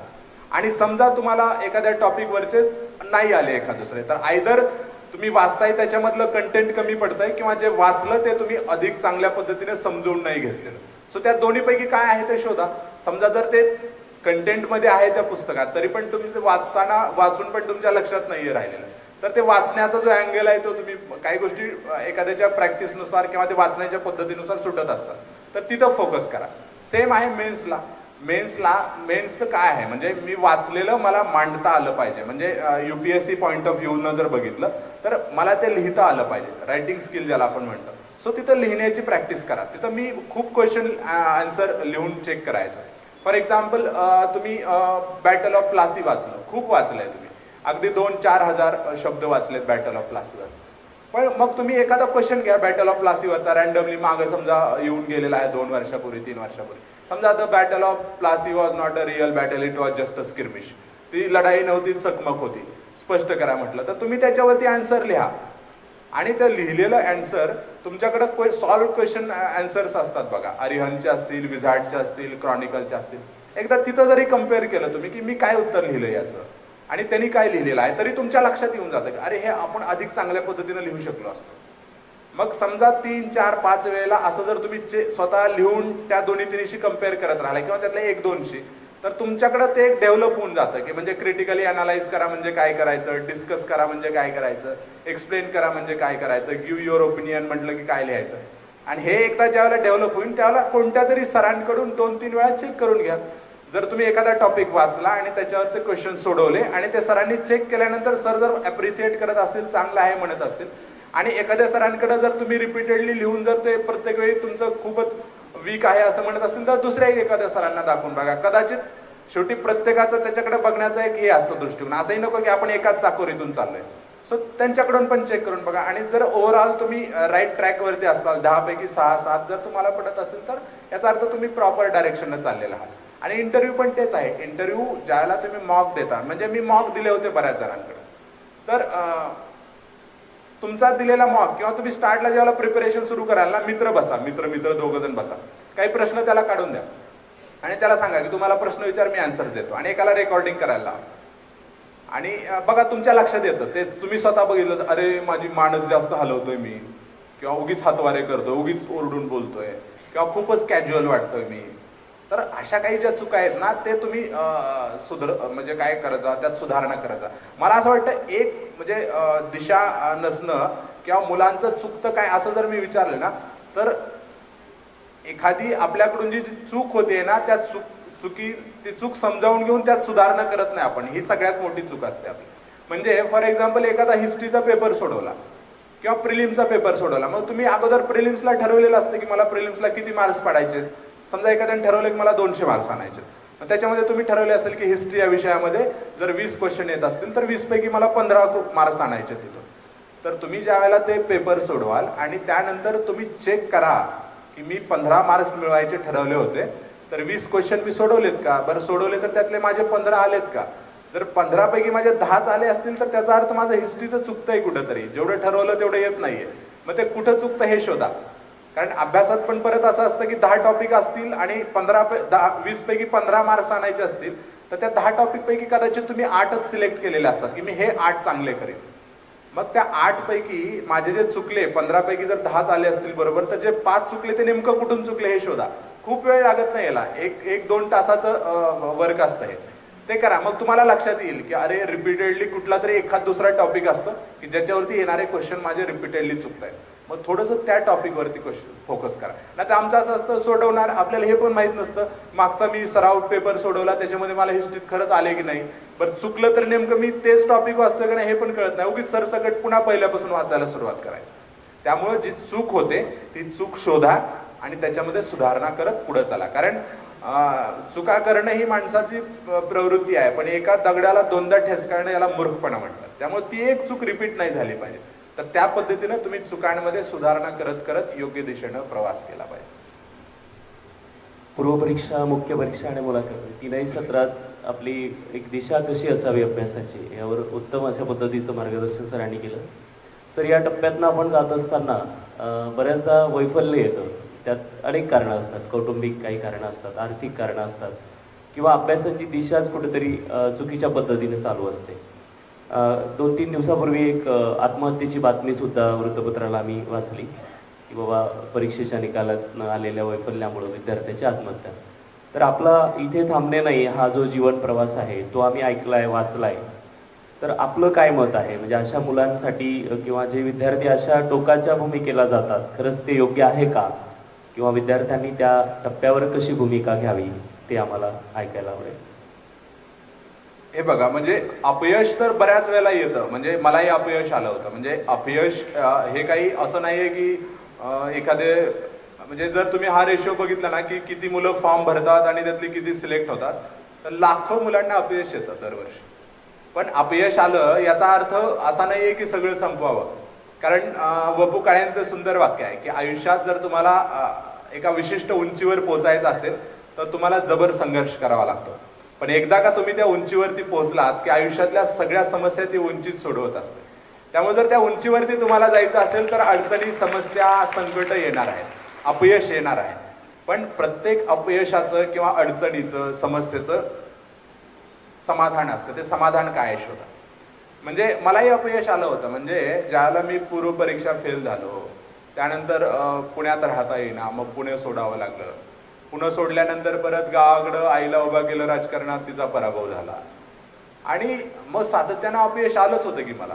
पण शेवटी मी मगाशी म्हटलं तसं की माणसाचा आयुष्याकडे बघण्याचा दृष्टिकोन अतिशय सकारात्मक असला पाहिजे. मग मी त्याला विचार केला, बघा सातत्यानं अपयश आलं तर 2 गोष्टी आहेत. मला माझ्या एका मित्राने मेसेज पाठवला होता की चांगल्या वस्तूंची निर्मिती व्हायला वेळ लागतो, सहजासहजी कमी वेळात होत नाही. कदाचित तुला अपयश आलं यावर्षी, वेळ लागतोय तुझ्या यशाला, म्हणजे खूप काहीतरी मोठं यश मिळणार असेल, असं पॉझिटिव्हली घ्या तुम्ही. आणि देन मग मी डिसाईड केलं की सातत्यानं अपयश आल्यानंतर 2 आहेत की माणूस खचतो किंवा खूप काहीतरी मोठं व्हायचं ठरवतो. बघा, इकडं यायचं असेल तर स्पर्धा प्रचंड आहे, त्यामुळं मन खंबीर करूनच या. म्हणजे हा सोल्युशन नाहीये की नाही मला अपयश आलं की मी सगळं संपवेन. पण एक छाती ठोकपणे मी सांगू शकतो की जो पोरगा किंवा विद्यार्थिनी असेल 1-2 वर्ष 3 वर्ष स्पर्धा परीक्षेची तयारी करते ना, भलेही परीक्षेत अपयश येऊ द्या, पण तो माणूस आयुष्यात कधी अपयशी होत नाही. कारण एवढं समजून सुधरून एवढा त्याचा विकास होतो त्या सगळ्या प्रोसेसमध्ये की तो कोणत्याही क्षेत्रात जाऊया. आज इव्हन राजकारणात पण कित्येक विद्यार्थी बघितलेत मी की जी माझ्याबरोबर प्रिपरेशन करत होते, आज वेगवेगळ्या संघटनांवरती आहेत. अनेक परीक्षा आहेत, म्हणजे फक्त MPSC UPSC असंच नाहीये, खूप वेगवेगळ्या परीक्षा आहेत. आणि तुम्ही MPSCची प्रिपरेशन 1-1.5-2 वर्ष केली असेल तर अशा कित्येक परीक्षा आहेत की ज्या परीक्षेला फक्त तुम्ही जाऊन बसा, तुम्हाला पोस्ट मिळेल, कारण एवढा तुमचा अभ्यास झालेला असतो. त्यामुळं ऑप्शन्स काय आहे ते बघा. अपयश आलं असेल, जर क्षमता नसेल आपली तर, किंवा आपल्याला वेळ कमी असेल, बरेच जण असं म्हणतात की नाही मला आता 2च वर्ष करता येणार होतं आणि नाही झालं माझं, मग मी बस आता सगळं सोडून देतो. कदाचित त्याच्यावरचं सोल्युशन हे असं असू शकतं की तुरंत येणारी कुठली तरी भलेही पोस्ट छोटी का असे ना, ती एक्झाम द्या, पोस्ट काढा. आणि पोस्ट काढल्यानंतर तुमच्या घरच्यांचाही तुमच्यावरचा विश्वास वाढतो आणि तुमचा स्वतःचाही स्वतःवरचा विश्वास वाढतो की आपण या 3 टप्प्यातून जाऊन सिलेक्ट झालो. आणि त्याच्यानंतर तुम्ही अभ्यास करू शकता. म्हणजे अगदी लग्न झाल्यानंतर सुद्धा 4-5 वर्षांनी अभ्यास करून सिलेक्ट झालेल्या कित्येक महिला अधिकारी आहेत. तेव्हा असं कधीही समजू नका की नाही एखाद्या अपयशानं खचून जाऊ नका. मला तर असं वाटतं की अपयश हे आल्यानंतर किंवा अपयश आल्यानंतरच यशाची किंमत कळते. तेव्हा असं म्हणतात बघा, दुःखाची झालर नसेल तर सुखी आयुष्य देखील सजा असते आणि प्रतिस्पर्धी असेल तर जिंकण्यात मजा असते. तर प्रतिस्पर्धी आहेत, हरणार आहात काही काळासाठी, पण पुन्हा जिंकण्याची उमेद हरू देऊ नका कधी. ती उमेद तुमच्यामध्ये कायम राहिली पाहिजे. जिंकण्याची उमेद नेहमी आपल्यामध्ये कायम ठेवा. सरांचं एक वाक्य मला या ठिकाणी पुन्हा उद्धृत करावंसं वाटेल की स्पर्धा परीक्षेमधून निवडीचं प्रमाण जरी 1% 2% असेल, परंतु यशस्वीतेचं प्रमाण मात्र 100% असतं. कारण स्पर्धा परीक्षा देणारा प्रत्येक जण हा आयुष्यात यशस्वीच असतो. एक शायर असं म्हणतो की जिंदगी का हर पहलू इम्तिहान होता है, मुश्किलों में भाग जाना आसान होता है, डरने वालों को कुछ मिलता नहीं जिंदगी में, लढने वालों के कदमों में जहां होता है. सगळ्यांचं मूर्तिमंत उदाहरण आहे की संघर्ष करणाऱ्याच्या पायाशी सफलता किंवा यश लोळण घेते असं म्हणतात. सर, आपण थोडंसं आता तुमच्या फ्लॅशबॅकमध्ये जाऊया. सर, एक उत्तम प्रशासक म्हणून आपण आतापर्यंत ऐकलेत किंवा स्पर्धा परीक्षेची तयारीचा त्यांचा टप्पा बघितला, परंतु थोडंसं त्यांच्या महाविद्यालयीन काळाकडे आपण जाऊया. सर, महाविद्यालयात असताना आपण एक अष्टपैलू व्यक्तिमत्व होतात. एवढंच नव्हे, एक उत्तम वक्ता, त्यानंतर उत्तम चित्रकार. म्हणजे अगदी सगळ्यांनी आपल्या परिस्थितीला थोडंसं हातभार लागावा म्हणून लग्नामध्ये आपण जे घरावरती चित्र काढतो, ज्याला बालदार चोपदाराची चित्र म्हणतात, ती सुद्धा सगळ्यांनी रेखाटली आहेत. सोबतच अनेक वक्तृत्व स्पर्धेमध्ये बक्षिसं मिळवली आहेत. सर, उत्तम कवी आहेत. तसं एक अष्टपैलू व्यक्तिमत्व म्हणून तुमची महाविद्यालयात ख्याती होती, त्याबद्दल आपण काय सांगाल सर? सगळ्यात पहिल्यांदा माझं एवढं कौतुक केलं आता की मला सुरेश शिंदे म्हणून एक कवी आहे, त्यांचं एक वाक्य आठवलं. मी भाषण ऐकलं होतं, ते म्हटले होते की लग्नात बायको कितीही काळी असली आणि नवरा कितीही काळा असला तरी सगळेजण आशीर्वाद देताना काय लक्ष्मीनारायणाचा जोडा आहे असंच म्हणत असतात. वास्तविकपणे तिथे लक्ष्मी नसते आणि नारायणी नसतो. हा बोलणाऱ्याच्या मोठेपणाचा भाग असतो. आपल्या मोठेपणा आहे की ते तुम्ही एवढं म्हणताय की उत्कृष्ट वक्ता वगैरे. मी भाषणं केलेली आहेत, अगदी राजकारणाच्याही स्टेजवरती केलेली आहेत आणि महाराष्ट्रातल्या अनेक स्पर्धा जिंकलेल्या आहेत. पण याचा अर्थ मी असं कधीही म्हणणार नाही की मी खूप मोठा वक्ता आहे, पण मी बोलू शकतो, मला जे काही वाटतं ते मांडू शकतो. काही कविता केल्या आहेत, चित्र काढलेली आहे.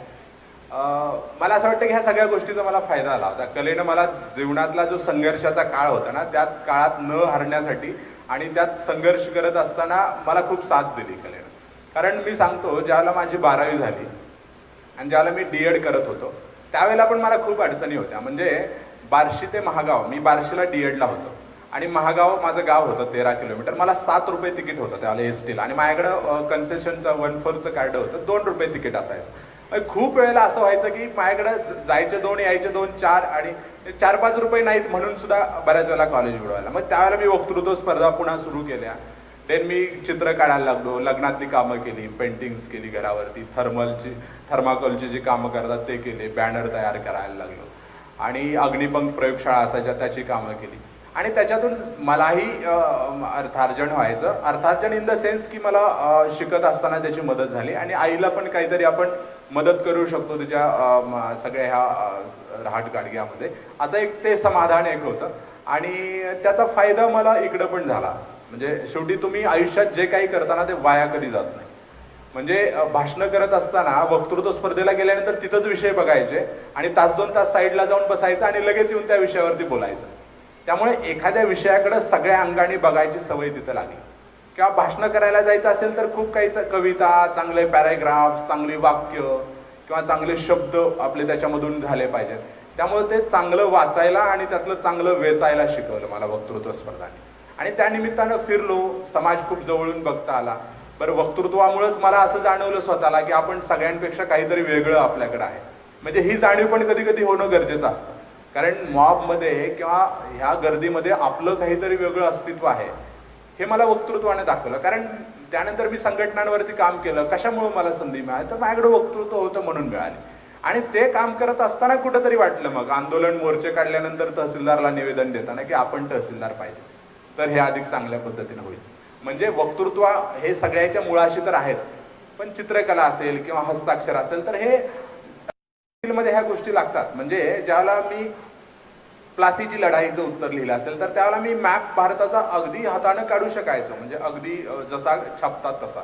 आणि लिहिणं मी लिहायचो, म्हणजे चांगलं आहे माझं अक्षर. म्हणजे मला औरंगाबाद कलाध्यापक संघाचा कला गौरव पुरस्कार मिळाला होता हँडरायटिंगमध्ये. महाराष्ट्रामध्ये मी पहिला आलो. सो अक्षर पण चांगलं आहे. तर जे काही तुम्ही शिकता याचा अर्थ अक्षर चांगलं असलं तरच होतं असं काही नाही. हा म्हणजे बरेच जे बघा महाराष्ट्रात पहिले आलेल्यांची पण अक्षर खूप खराब असतात. पण निश्चितपणानं जर काहीतरी ते उत्तरामध्ये माझ्याकडे प्लस पॉईंट आहे तर त्याचा फायदा करून घ्यायचा, आणि तो मी घेतला होता. त्यामुळं मी तर सजेस्ट करेन. याचा अर्थ असा नाही की आता MPSC ची तयारी करायची आहे तर वर्षभर अगोदर सगळ्या स्पर्धा करतो आणि मग बघतो जरा त्याच्यानं सगळं डेव्हलपमेंट. जे आत्ता शिकतायत त्यांना जर कुठं संधी मिळत असेल, कुठं अभिव्यक्त होण्याची, कुठं पार्टिसिपेट होण्याची, सामाजिक उपक्रम पण असले, कळत नकळत मला असं वाटतं की माणूस समाजामधून पण खूप काही शिकत असतो. तर त्याच्यामध्ये पार्टिसिपेट व्हा. कला ज्या काही तुमच्याकडे आहेत, कारण ते तुम्हाला इंटरव्ह्यूला पण बेनिफिट आहे. तुमचा छंद किंवा तुमची आवड काय आहे त्याच्यामध्ये पण तुम्ही हे करू शकता. आणि शेवटी माणसाला छंद असायला पाहिजे. त्यामुळे जर नसतील तर उगीच तयारी केल्यानंतर ओढून ताणून माझ्याकडे काहीतरी छंद मला आणायचे तर आता असं काही नका. पण काही असतील तर ते वेळ काढून जोपासा, एवढं मात्र मी नक्की सांगेन. सगळ्यांच्या व्यक्तिमत्वाला जो आकार मिळाला तो महाविद्यालयीन जीवनातील वक्तृत्व, चित्रकला यामुळे ते अधिकाधिक संपन्न होत गेलं व्यक्तिमत्व, आणि त्याचा त्यांच्या यशामध्ये सुद्धा महत्त्वपूर्ण वाटा होता. सर, एक आपल्या जीवनातला प्रसंग या ठिकाणी आठवतोय की एका इंग्रजी वृत्तपत्राच्या स्टॉलवर आपण एक 5-6 वृत्तपत्र विकत घेतले, आणि तो स्टॉलवाला तुमच्याकडे बघतच राहिला की एकाच दिवशीचे 5-6 वृत्तपत्र आपण घेतलेत. तर नेमकं त्यामागचा गंमत व किस्सा काय होता तो थोडा आम्हाला ऐकायला नक्की आवडेल. ज्यावेळेला माझं मुंबईला सिलेक्शन झालं होतं SISC ला, आता बघा मी SISC विषयी असं ऐकलं होतं की UPSC पास करणारे बहुतांश अधिकारी SISC ला गेलेले बहुतांश यशस्वी होतात. त्यामुळं SISC ला निवड झाल्यानंतरच मला अधिकारी झाल्याचा फील आला होता. तेव्हा पुण्यावरून मुंबईला जाताना असं होतं की आता आपण कुठं राहायला चाललोय, नाही का, आता SISC मध्ये चाललोय. तेव्हा काहीच घेऊन गेलं नव्हतं. असं वाटलं होतं की एवढी चांगली राहण्याची व्यवस्था वगैरे खूप छान असेल. अगदी गेलो आणि ते सगळं बघितल्यानंतर चर्चगेटच्या त्या वृत्तपत्रांच्या स्टॉलवरती गेलो रूम बघून आल्यानंतर. त्याच्याकडे गेलो आणि सगळे पेपर बघितले चेक करून, आणि एका इंग्लिश पेपरला की ज्यात 25-30 पानाचा पेपर होता, चांगला जाडजूड वाटला. त्याला म्हटलं ह्याच्या 6 कॉपी दे म्हटलं मला. ते पण माझ्याकडे वेड्यासारखं बघायला लागलं. संध्याकाळी आलं. एकतर माणसं सकाळी पेपर वाचायच्या शौकीन असतात, हा बिचारा संध्याकाळी आलाय. बरं आला ते आला आणि ते एका पेपरच्या 6 प्रती मागतोय. तो पण माझ्याकडे वेड्यासारखं बघून की मला त्यानं विचारलं न राहून की तुम्ही काय करता म्हटलं. तुम्ही म्हटलं मी UPSC करतो. मग तर अजून त्याला टेन्शन आलं असं की अरे काय करतात हे UPSC करणारी पोरं काय माहिती. आणि मी ते घेतले 5-6 पेपर. ते घेण्याचं प्रयोजन असं होतं की रूममधली जी कॉट होती इतक्या ठिकाणी वाकलेली होती ती की, आणि मी अंतरायला पांघरायला काहीच लिहिलेलं नव्हतं. त्यामुळे ते ॲटलिस्ट ते पेपर अंतरले त्या कॉटवरती सगळे, जिथं खड्डा आहे तिथं 1-2 पेपर टाकले आणि त्याच्यावरती झोपलो होतो. तर ते पेपर घेण्याचं प्रयोजन ते मी एक किस्सा पुस्तकामध्ये लिहिलेला आहे. कदाचित त्याचा रेफरन्स तुम्ही दिला असेल. आणखी सर एक तुमची सायकलचा किस्सा सुद्धा बऱ्याच जणांना आवडेल ऐकायला. सगळ्यांची एक सायकल होती, तर त्यांच्याच तोंडून आपण ऐकूया की सायकल म्हणजे नेमकं काय होतं त्यामागची गंमत. सायकल तर खूप जणांकडे असते.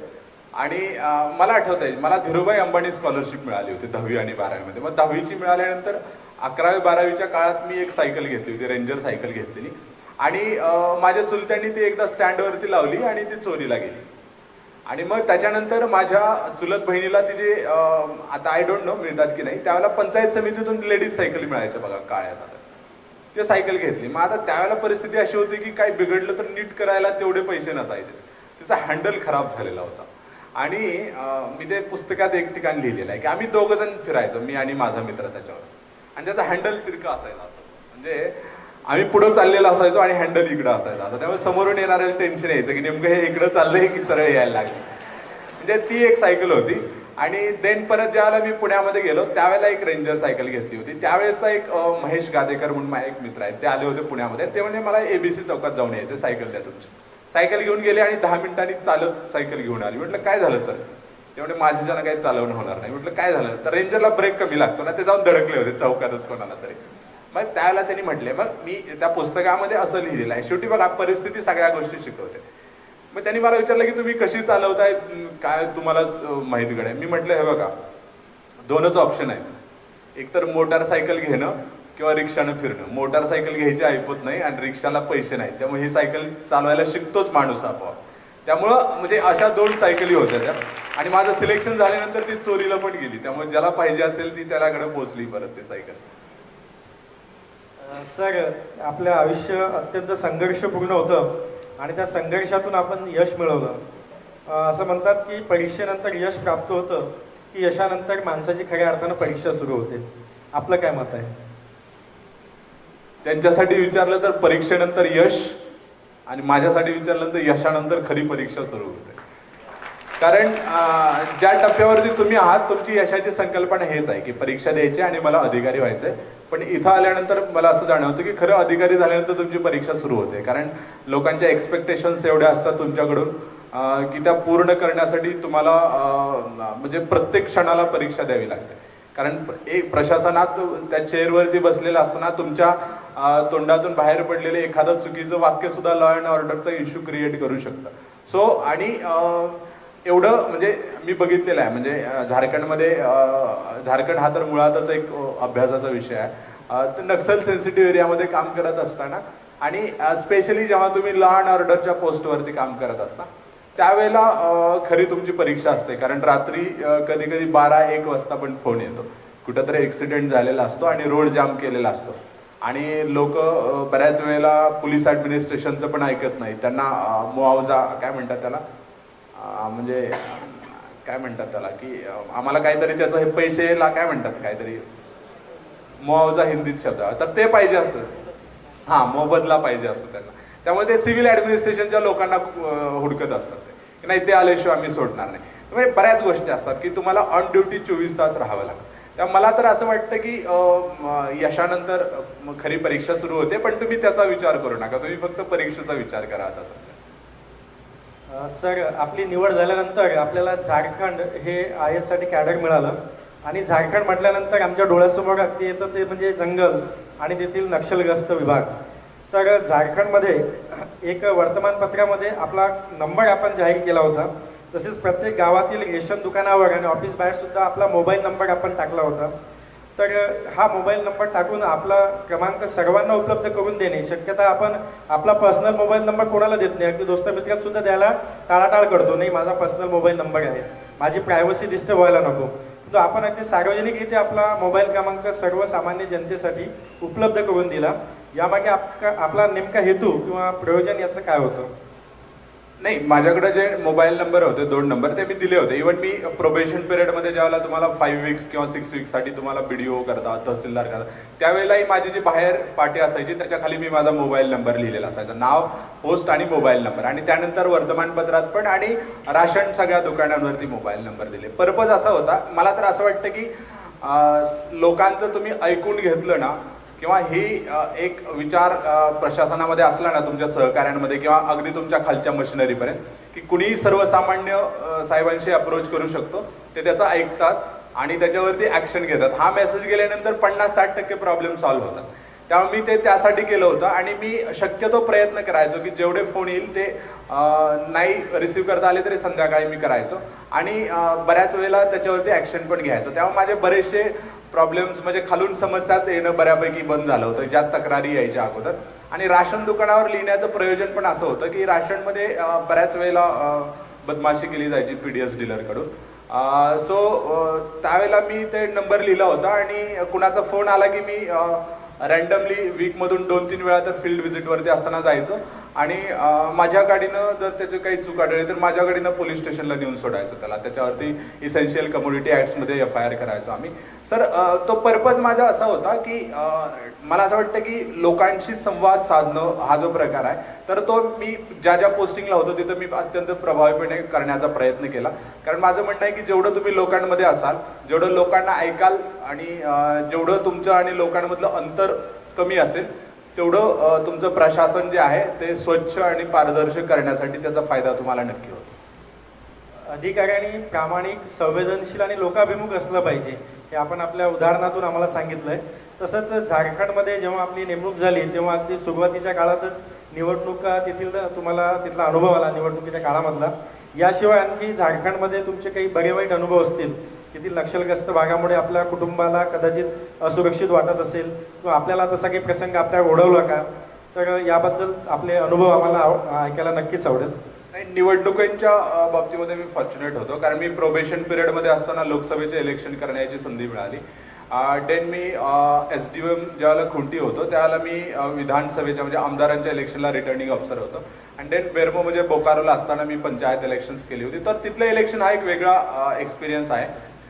कारण तिथं बऱ्याच वेळेला हेलिकॉप्टरनी त्या पोलिंग पार्टीज सोडल्या जायच्या आणि ज्यावेळेला त्यांना ब्रीफिंग करायचो आम्ही की उद्या इलेक्शन आहे म्हणताना आज ज्यावेळेला डिस्पॅच केलं जायचं त्याला क्लस्टर नावाची एक सिस्टीम असते की म्हणजे आसपासच्या 15-20 किलोमीटरच्या गावांमधलं जे मोठं गाव असेल रोडवरती तिथं जाऊन सगळे पोलिंग पार्टीज थांबवल्या जायच्या. तिथं फुल पोलीस प्रोटेक्शन असायचं आणि देन तिथून तुमचं 15 किलोमीटर जरी बूथ असेल तरी उठून पहाटे चालत जायचं. तुम्ही चालत जा हे ज्यावेळेला आम्ही सांगायचो स्पेशली आमचे SP सर जे असायचे ते सांगायचे की तिथून पुढे स्ट्रिक्टली व्हेकल अलाउड नाही तुम्हाला.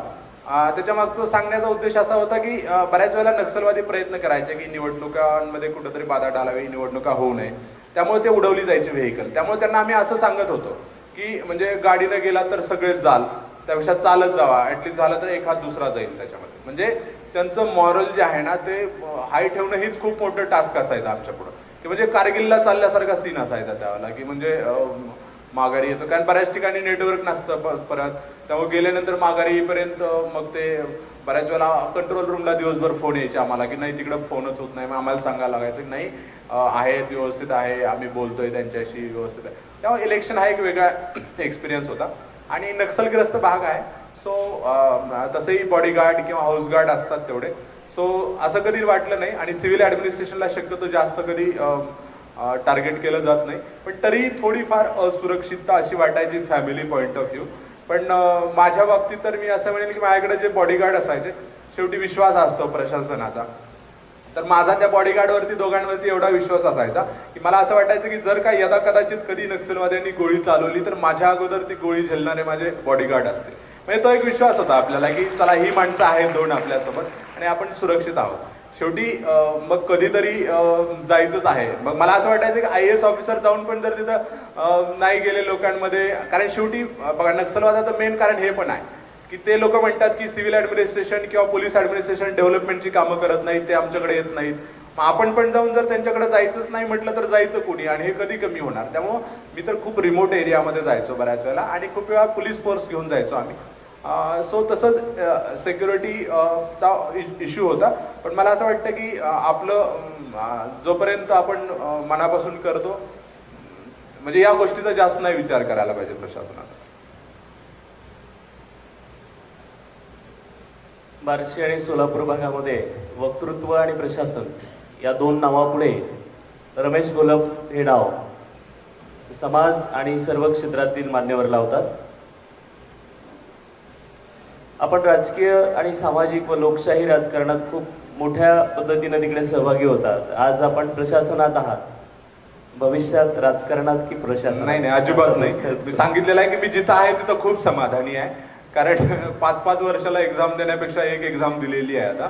अजून 32 वर्ष आहेत सर्व्हिसची आणि अजून 32 वर्ष मी इंडियन ॲडमिनिस्ट्रेटिव्ह सर्व्हिसमध्येच राहीन. लोकांसाठी काम करणं हा इथं येण्याचा माझा उद्देश आहे. मला असं वाटतं की ते प्रशासनात राहून पण अधिक चांगल्या पद्धतीने आपण करू शकतो. 10 प्रश्न आपण रॅपिड फायर स्पीडनं सरांना विचारू. ते काही प्रशासन व वैयक्तिक जीवनाचे आहेत, त्याची उत्तरं आपण अचूक घेऊ एका शब्दामध्ये. सर मी सुरुवात करतोय. आपल्याला अत्यंत प्रेरणादायी मिळालेलं असं एखादं पुस्तक? द अल्केमिस्ट म्हणून होतं पावलो कोएल्हो यांचं ते. आपण कोणाकडून प्रेरणा घेतली अशी व्यक्ती? आईकडून. ते टाळ्या झाल्या पाहिजे. आपला आवडता नट? नाना पाटेकर. आवडती नटी पण ऐकायला आवडेल. मिसेस नाही येतं त्यामुळे सांगायला काय हरकत नाही. जेनेलिया डिसूजा. ओके. आपला आवडता छंद? जास्तीत जास्त लोकांना भेटणं. ग्रेट. आपले आवडते राजकारणातील व्यक्तिमत्व? No comments. आपलं आवडतं स्थळ की जिथे जायला आवडतं आपल्याला? माझं गाव महागाव. आपली आवडती व्यक्ती? मगाशी सांगितलं आई आहे. आपलं आवडतं गीत? मराठीतलं म्हणाल तर मला ते विठ्ठल वाघांची ते काळ्या मातीत मातीत ती फणं चालत हे आवडतं. आणि हिंदीतलं जिंदगी हर कदम एक नई जंग है जीत जाएंगे हम. क्या बात आहे. आपला आवडता चित्रपट? 3 इडियट्स. आपण प्रशासनात जर गेला नसतात तर रमेश घोलप हे नाव काय म्हणून आम्हाला परिचित राहिलं असतं? एक चांगला शिक्षक म्हणून परिचित राहिलो. ग्रेट. जर आपला काही प्रश्न असेल तर घ्या, किंवा मग मला एक शेवटचा प्रश्न घ्या. सर, आपण आणि कविता खूप जवळचा संबंध आहे. आपल्या आवडीची एखादी कविता या ठिकाणी ऐकायला मला नक्कीच आवडेल. म्हणजे विनोदी ऐकू की असे मोटिवेशन टाईपची आवड? दोन्ही कविता सर, प्रेक्षकांकडून मागणी आहे. सर, प्रेमावर पण खूप चांगल्या कविता करतात. प्रेमावरती नाहीये, बट विनोदी, प्रेमावर आणि तुमची एखादी आवडती? विनोदी अशा अँगलची एक होती. आय डोंट नो कवी कोण आहेत, बहुतेक राजा मंगळवेडेकरांची कविता होती ती. ती कविता होती SSC, दॅट मीन्स 10वीच्या परीक्षेतल्या पोराची ती परीक्षा आहे. तो म्हणतो, SSCs मी बसलो होतो प्रथम परीक्षेस, SSCs मी बसलो होतो प्रथम परीक्षेस, एकाग्रतेने सोडवीत होतो आदेश उपदेश. घंटा पहिली पेपर पहिला क्षणतो औत्सुक्याचा, घंटा पहिली पेपर पहिला क्षणतो औत्सुक्याचा, माझ्या पुढती नंबर होता शुभदा जोशीचा. माने लाती देऊन हिसडा नकळत सवयीने, माने लाती देऊन हिसडा नकळत सवयीने, लिहू लागली पेपर मधली पानावर पाने. मऊ मुलायम मृदू रेशमी केसांचा तिच्या भार, तत्क्षणी येऊन पडला माझ्या बाकावर. 3 तास एकाग्र तो मी तिच्या शेपटात, 3 तास एकाग्र तो मी तिच्या शेपटात, एकही शब्द लिहिला नाही उभ्या पेपरात. शेवटची ती घंटा पडता आलो भानावरती, शेवटची ती घंटा पडता आलो भानावरती, तेव्हा कळले जगणे आपले खेडेगावावरती.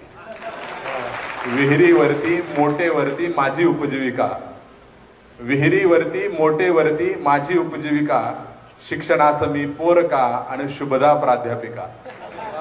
शेवटचं वाक्य आहे त्याचं. केसांनी त्या गळा कापला अलगद हो माझा, केसांनी त्या गळा कापला अलगद हो माझा, तरी बैलांच्या पिळत शेपट्या जपतो हा राजा, तरी बैलांच्या पिळत शेपट्या जपतो हा राजा. तरी बैलांच्या पिळत शेपट्या जग. आणखी पैलू आपल्याला या ठिकाणी निदर्शनास आलाय. तिथंही केसच आहेत असं त्याला सांगायचं. अशा अनेक कविता आणि कवी असतात. एक माझा मित्र होता एक गजानन फोकमागे, त्याची पण एक 4 ओळी आठवत आहेत सगळ्या निमित्तानं की, प्रिये तुझ्या निरोपावर येऊ शकलो नाही म्हणून मला वाटते खंत, प्रिये तुझ्या निरोपावर येऊ शकलो नाही म्हणून मला वाटते खंत, काय करू मलाही यायचं होतं पण पोटात झाले होते जंत, पोटात झाले होते जंत. तर कवी आणि एक चांगला वक्ता आणि एक अत्यंत बहुआयामी व्यक्तिमत्व आपण या ठिकाणी प्रश्नांच्या माध्यमातून, त्यांच्या अनुभवाच्या माध्यमातून जाणून घ्यायचा प्रयत्न केलाय. परंतु मित्र, रमेश घोलप सर हे असं तास दीड तासात आपल्या आवाक्यात येणारे व्यक्तिमत्व नाही. काही व्यक्ती असे असतात की त्यांच्या व्यक्तिमत्वाला गवसणी घालण्यासाठी शब्दही कमी पडतात आणि सगळ्यांच्या मनाचा मोठेपणा आहेत की ते मान्य करत नाहीत की मी एवढा मोठा आहे म्हणून, आणि अगदी नम्रपणे नागबोल सुद्धा करतात. सर, शेवटी एक आणखी मला मनापासून विचारावंसं वाटतं की जेव्हा माणूस अधिकारी होतो आणि त्यातल्या त्यात तुम्ही जर IAS पदावरती काम करत आहात, तर माणसाला स्वतःचं आयुष्य किंवा माझं कुटुंब किंवा माझा उत्कर्ष हे पहिलं ध्येय असतं. असं असतानाही आणि अगदी झारखंडसारख्या ठिकाणी आपण काम करतात, तिथून जेव्हा 4-2 दिवसाची सुट्टी मिळते, गावाकडे येतात, तेव्हा आपण आराम न करता माझ्या ग्रामीण भागातील बांधवाला काहीतरी प्रेरणा मिळाली पाहिजे, त्याला मार्गदर्शन मिळालं पाहिजे म्हणून महाराष्ट्रभर फिरता, त्यांना मार्गदर्शन करता. तर या सर्व तुमच्या या ऊर्जेमागे, या तुमच्या चैतन्यामागे काय गमक आहे हे आम्हाला तुमच्या तोंडून ऐकायला आवडेल. बघा, माझा एक आवडता सुविचार होता, कामात बदल हीच विश्रांती, है ना. ते काम वेगळं आहे जिथं जॉईंट सेक्रेटरी एनर्जी म्हणून करतो आणि इकडं आल्यानंतर मुलांसाठी जे फिरतो. इव्हन मी तर बऱ्याच वेळेला म्हणतो माझी सुट्टी हीच मार्गदर्शन करण्यासाठी, कारण मी येताना माझ्या सोशल मीडियावरती फेसबुकवरती मी टाकत असतो की मी एवढा दिवस आहे महाराष्ट्रात, आणि जेवढा दिवस राहतो त्याच्यात 1.5 पटीने तर कार्यक्रम करून जातो. म्हणजे 4 दिवस राहिलो तर 6 तरी कार्यक्रम केलेले असतात मी हमखास. कारण म्हणजे मुळातच जसं म्हणतात की प्रत्येकाचा सर्व्हिसमध्ये येण्याचा काहीतरी पर्पज असतो. तसं ज्यावेळेला मी राजकारणात होतो, ज्यावेळेला मी विद्यार्थी संघटनांवरती होतो, त्यावेळेला मला वाटलेलं आहे की लोकांसाठी काम करण्यासाठी तहसीलदार किंवा राजकारण अशा 2 क्षेत्र आहेत आणि लोकांसाठी काम करण्यासाठी आपल्याला प्रशासनात जायचं आहे. तेव्हा मी नेहमी म्हणत असतो भाषणांमध्ये की लोकांसाठी काम करण्याची तळमळ हीच माझी प्रशासनात येण्यामागची प्रेरणा आहे आणि मी मरेपर्यंत प्रेरणेशी बेईमानी कधी करणार नाही. तेव्हा जेवढं शक्य आहे माझ्यापर्यंत तेवढं मी करण्याचा प्रयत्न करतो. आणि हे खूप काही वेगळं आहे, खूपच कौतुकास्पद आहे असं मी म्हणणार नाही. मला असं वाटतं की ते कर्तव्य आहे प्रत्येकाचं. कारण माणसाच्या वैयक्तिक महत्वाकांक्षेला सामाजिक आशयाचा पाया असला पाहिजे असं म्हणतात. मी पुढे गेल्यानंतर मागं वळून पाहण्याची जी वृत्ती आहे ना ती कमी होत चालेल. मला असं वाटतं की ती आपण जोपासायला पाहिजे. ते आपल्या सगळ्यांचं कर्तव्य आहे. सर, आता नुकताच व्हॅलेंटाईन डे होऊन गेलाय आणि व्हॅलेंटाईन डे आणि प्रेम, तसं प्रेम हे माणसाच्या आयुष्यातलं एक अविभाज्य अंग आहे. आणि आपल्या या स्पर्धा परीक्षेच्या काळामध्ये आपल्या ज्या वहिनी आहेत त्यांचा सुद्धा एक महत्त्वाचा आणि सिंहाचा वाटा आहे तुमच्या संघर्षात. आणि तुमच्या इथे थांबणे नाही या पुस्तकाची 12वी आवृत्ती मित्र एका वर्षाच्या आत आलेली आहे. हे पहिलं पुस्तक आहे महाराष्ट्रातलं की ज्याच्या 12 आवृत्त्या एका वर्षाच्या आत निघाल्यात. त्यामध्ये सुद्धा आपण या पत्राचा उल्लेख केलेला आहे. तर हे पत्र आम्हाला आपल्याच तोंडून ऐकायला आवडेल ना मित्रांनो? हो किंवा नाही? सर्वांची इच्छा आहे सर एकदा आपण ते लिहिलेलं अगदी मार्मिक, आणि मी तर म्हणेल आपण अब्राहम लिंकन यांनी हेडमास्टरास लिहिलेलं पत्र वाचलं असेल तर अगदी त्याच दर्जाचं आणि मराठी साहित्यामध्ये एक उत्कृष्ट पत्राचा नमुना म्हणून ज्याची नोंद व्हावी असं हे पत्र आहे. मी सगळ्यांना आपल्या सर्वांच्या वतीने विनंती करतो की त्यांनी ते पत्र वाचावं. त्यांच्या हृदयाचा जो एक हळूवार कप्पा आहे तो सुद्धा या निमित्तानं आपल्याला इथं बघायला मिळेल. मी पार्श्वभूमी सांगतो. सोबत नावाचं एक प्रकरण आहे माझ्या पुस्तकामध्ये, त्यात हे पत्र लिहिलंय मी. ज्याला 2010 मध्ये मला UPSCच्या प्रिलिम्सला मी फेल झालो आणि मगाशी बोलत बोलत मी उल्लेख केला की माझ्या एका मित्रानं मला मेसेज पाठवला होता की चांगल्या गोष्टींची निर्मिती व्हायला वेळ लागतो. तर ती मैत्रीणच होती, थोडं खोटं बोललो होतो. देन सो त्यांनी पत्र पाठवलं. त्याला ती शिक्षिका होती. आणि मग शेवटी बघा आपल्या मनात जे काही चाललेलं आहे ते व्यक्त करायला पाहिजे, मन हलकं होतं मन असं म्हणतात. तर त्यावेळेला ती चांगली मैत्रीण म्हणून मी तिला पत्र लिहिलं होतं. त्यावेळेला मीही शिक्षक होतो, तीही शिक्षिका होती. आणि म्हणून त्या पत्राची सुरुवात बाई असं केलेली आहे. मी ऑगस्टमध्ये लिहिलेलं होतं, 27 ऑगस्ट 2010ला लिहिलेलं पत्र आहे ते. सो पावसाळा चालू होता आणि मी UPSCची प्रिलिम्स 19 ऑगस्टला फेल झालो होतो. सो त्या पार्श्वभूमीचं ते पत्र आहे. आदरणीय बाई, यंदाचा पाऊस खूप वेगळा वाटतोय. आठवडा झालं आभाळ नेहमी दाटलेलं असतं काळ्याकुट्ट ढगांनी. उजेडाला पोरकं झाल्यासारखं वाटतंय. निकालाचं काय झालं, अभ्यास कसा चाललाय अशी आप्तेष्टांकडून आणि मित्रांकडून विचारणा झाली की ढगांना गार वारा लागल्यासारखं होतं बघा. आणि मग भावनांची ढगफुटी सुरू होते. कधी फोनवर, कधी SMS मधून, कंसात आणि आता गावी आहे म्हणून ही अशी पत्रातून. चुलीत फटफटणाऱ्या जळत्या लाकडासारखं निकालानंतर 2 दिवस मन चरपडत होतं. अलीकडच्या खूप वर्षात अपयश, कंसात का थोडं यश मिळाल्याचं आठवत नाही म्हणून बहुधा वाटत असावं तसं. अनेकांसाठी सहाय्य ठरणारा पाऊस स्वतःच असहाय्य होऊन कोसळावा तसं झालंय बघा मनाचंही. पण आता हळूहळू आभाळ मोकळं व्हायला लागलंय.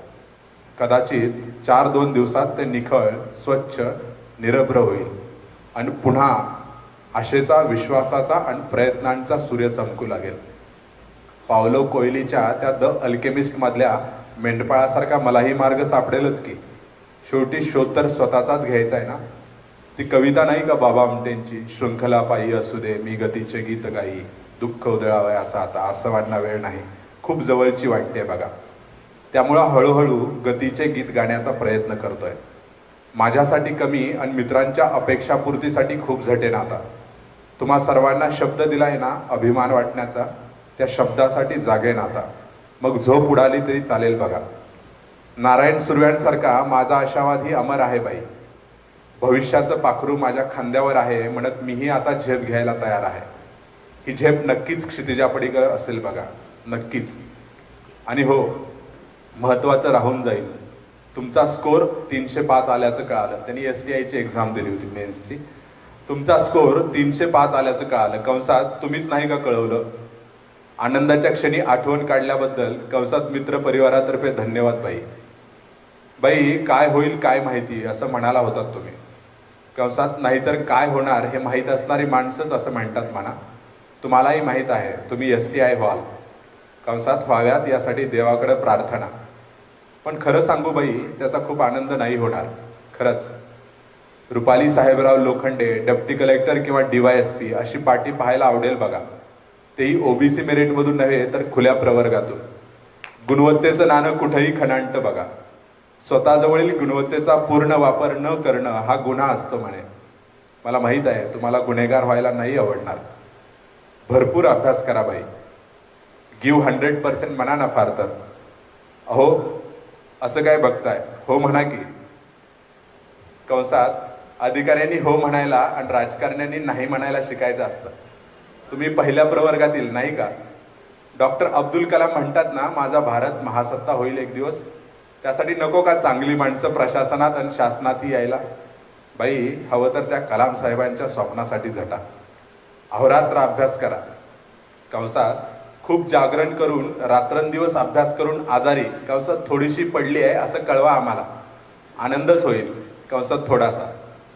अहो, कलाम साहेबांसाठी नव्हे, समाजासाठी नव्हे, आईबाबांच्या स्वप्नपूर्तीसाठी नव्हे, आम्ही म्हणतो म्हणून तर नव्हेच नव्हे, निदान हे पत्र लिहिण्यासाठी खर्ची घातलेल्या 2 पानांच्या आणि पेनमधल्या शाईच्या बलिदानासाठी तरी झटाबाई.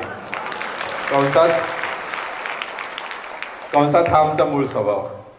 आणि बरं का बाई, आवडेल आम्हाला जर का आपण भविष्यात एकमेकांचे सहकारी असू. कंसात रागवायला काय झालं? अहो, प्रशासनातले सहकारी म्हणतोय.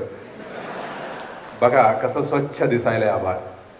बहुधा या जास्त ढगफुटीमुळं कोरडं झालं असावं. प्रयत्नांचा सूर्य उगवतोय आता. असाच तळपत राहील निदान 1-2 वर्ष तरी. रात्री सुद्धा मावळणार नाही बघा. सुरेश भट म्हणतात तसं, हे असे असले तरी हे असे असणार नाही. येणार आहे दिवस आपला, तो घरी बसणार नाही. असो, काळजी घ्या बाई. कंसात चेहऱ्याची नव्हे अभ्यासाची, आणि जमलं तर प्रकृतीची. शब्द देतो आता, पुन्हा नाही असा आभाळ दाटून येणार, पुन्हा नाही अशी ढगफुटी होणार, आणि पुन्हा नाही तुमचा असा वेळ वाया जाणार. थांबतो बाई.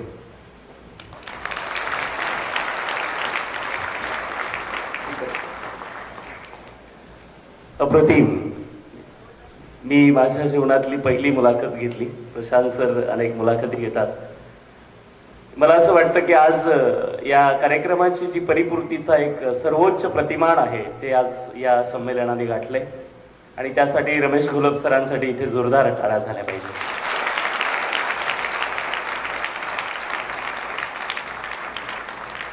मित्रांनो, मैत्रीची ताकद काय असते?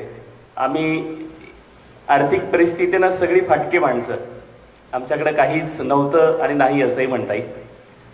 पण मैत्रीचा विश्वास आणि तुमच्या सगळ्यांचा विश्वास हीच आमची खरी संपत्ती. हे रमेश घोलप सरांनी जो संस्कार आणि तो एक मैत्रीचा विश्वास दिला, मी सरांना आग्रह दिला. म्हणजे सरांकडे फार मोठी जबाबदारी आहे. सर तिकडे सचिव आहेत, सेक्रेटरी, आणि त्यातही आज ही सुट्टी टाकून आणि उद्याचा दिवस म्हणजे 2 दिवस आपल्याला तुम्हाला द्यायचे आहेत सर, नक्की द्यायचे आहेत.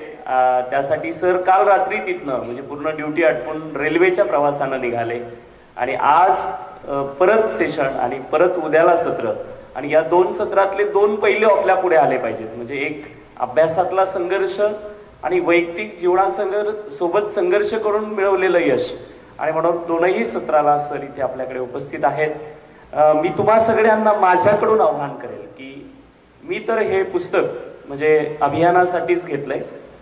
गेल्या वेळेला मी याच्या 1000 प्रती ऑर्डर केल्या होत्या, आणि मी शब्द देतो की सर विदर्भातल्या प्रत्येक कॉलेजमध्ये हे पुस्तक आकार फाउंडेशनच्या वतीनं आम्ही पोहोचू. तर मी याचं प्रकाशन आपण उद्या घेण्याचं प्रस्तावित केलंय. आपल्याकडे पंकजाताई मुंढे उद्या येत आहेत. म्हणजे आज सरांना थोडं दुपारचा वेळ व्यस्त होता, त्यामुळं एक सरांचे मित्र आहेत तिथे, त्यांच्याकडे सर होते, आणि त्यामुळं CM साहेबांच्या हाताने या पुस्तकाचं प्रकाशन आपल्याला घेता आलं नाही. पण उद्या आपल्याकडे ग्रामविकास मंत्री पंकजाताई येत आहेत, त्यांच्या हस्ते या पुस्तकाचं प्रकाशन घेणार. मी म्हणले स्पर्धा परीक्षेच्या विद्यार्थ्यांसाठी हे ऊर्जेचा एक स्रोत आहे. त्यामुळं मी सरांना विनंती करेल की आपल्या हस्ते सर्व विद्यार्थ्यांना हे पुस्तक आपण सगळेजण दाखवू. एक एक पिक घेता येईल की जो आजच्या सगळ्या विद्यार्थ्यांना देता येईल आपल्याला. आणि उद्या याचं आपलं विधिवत प्रकाशन होईल. म्हणजे मी म्हणे आपण एक नांदेडवरनं पोरगा आलाय सर. म्हणजे त्यांनी मला बार्शीमध्ये ऐकलं होतं आणि मी त्याला ते सांगितलं की नागपूरला संमेलन आहे. छोटा बच्चा आहे का तो इथे नांदेडवरनं? ये ये ये. हा पोरगा म्हणजे कुठल्या वर्गात येतो? ये जरा इकडे. सर म्हणतात की एखाद्या मुलाला पुस्तक दिलं पाहिजे आपण. ये. काय नाव तुझं? दीपक. कोणत्या वर्गात आहे? 6 स्टँडर्ड मध्ये आहे. मी सोलापूर जिल्ह्यामध्ये बार्शीला माझं सरांनी व्याख्यान ठेवलं होतं. त्या व्याख्यान त्याला एवढं आवडलं म्हणजे अर्थात ते सर तिथे होते म्हणून त्याला आवडलं असेल. आणि तो म्हणाला की सर मी तिथे, त्याने म्हटलं मला म्हणे मी नागपूरला येणार आहे. मी म्हटलं तेव्हा विचार केला की एवढा छोटा पोरगा आहे, उत्साहाच्या भरात म्हटला असेल. आणि हा कालच मला भेटला की सर मी बोललो होतो की मी येणार आणि हा कालच इथे आलाय. ही त्याची उत्सुकता. मी रमेश गोलप सरांना विनंती करेन की त्याला हे पुस्तक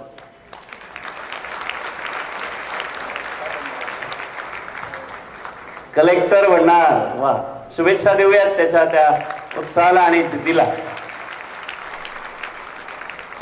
आणखी मित्रांनो, ही पुस्तक आपल्या आकारच्या स्टॉलवर सवलतीच्या दरात उपलब्ध आहे. आपण जरूर ते घ्या. मी सर्वांना इथे विनंती करेन. आपल्या संमेलनाची एक नियम आहे की आपण प्रत्येक सत्रानंतर राष्ट्रगीत घेऊन समारोप करतोय. उद्या सर मॉर्निंग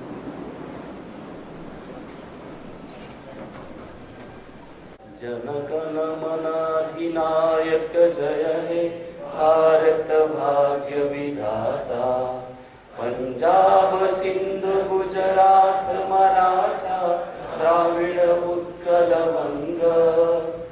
विंध्य हिमाचल यमुना गंगा उच्चल जलति तरंग. तव शुभ नामे जागे तव शुभ आशीष मागे. गाहे तव जय गाथा जनगण मंगलदायक जय हे भारत भाग्य विधाता. जय हे जय हे जय हे जय जय जय जय हे. भारत माता की भारत माता.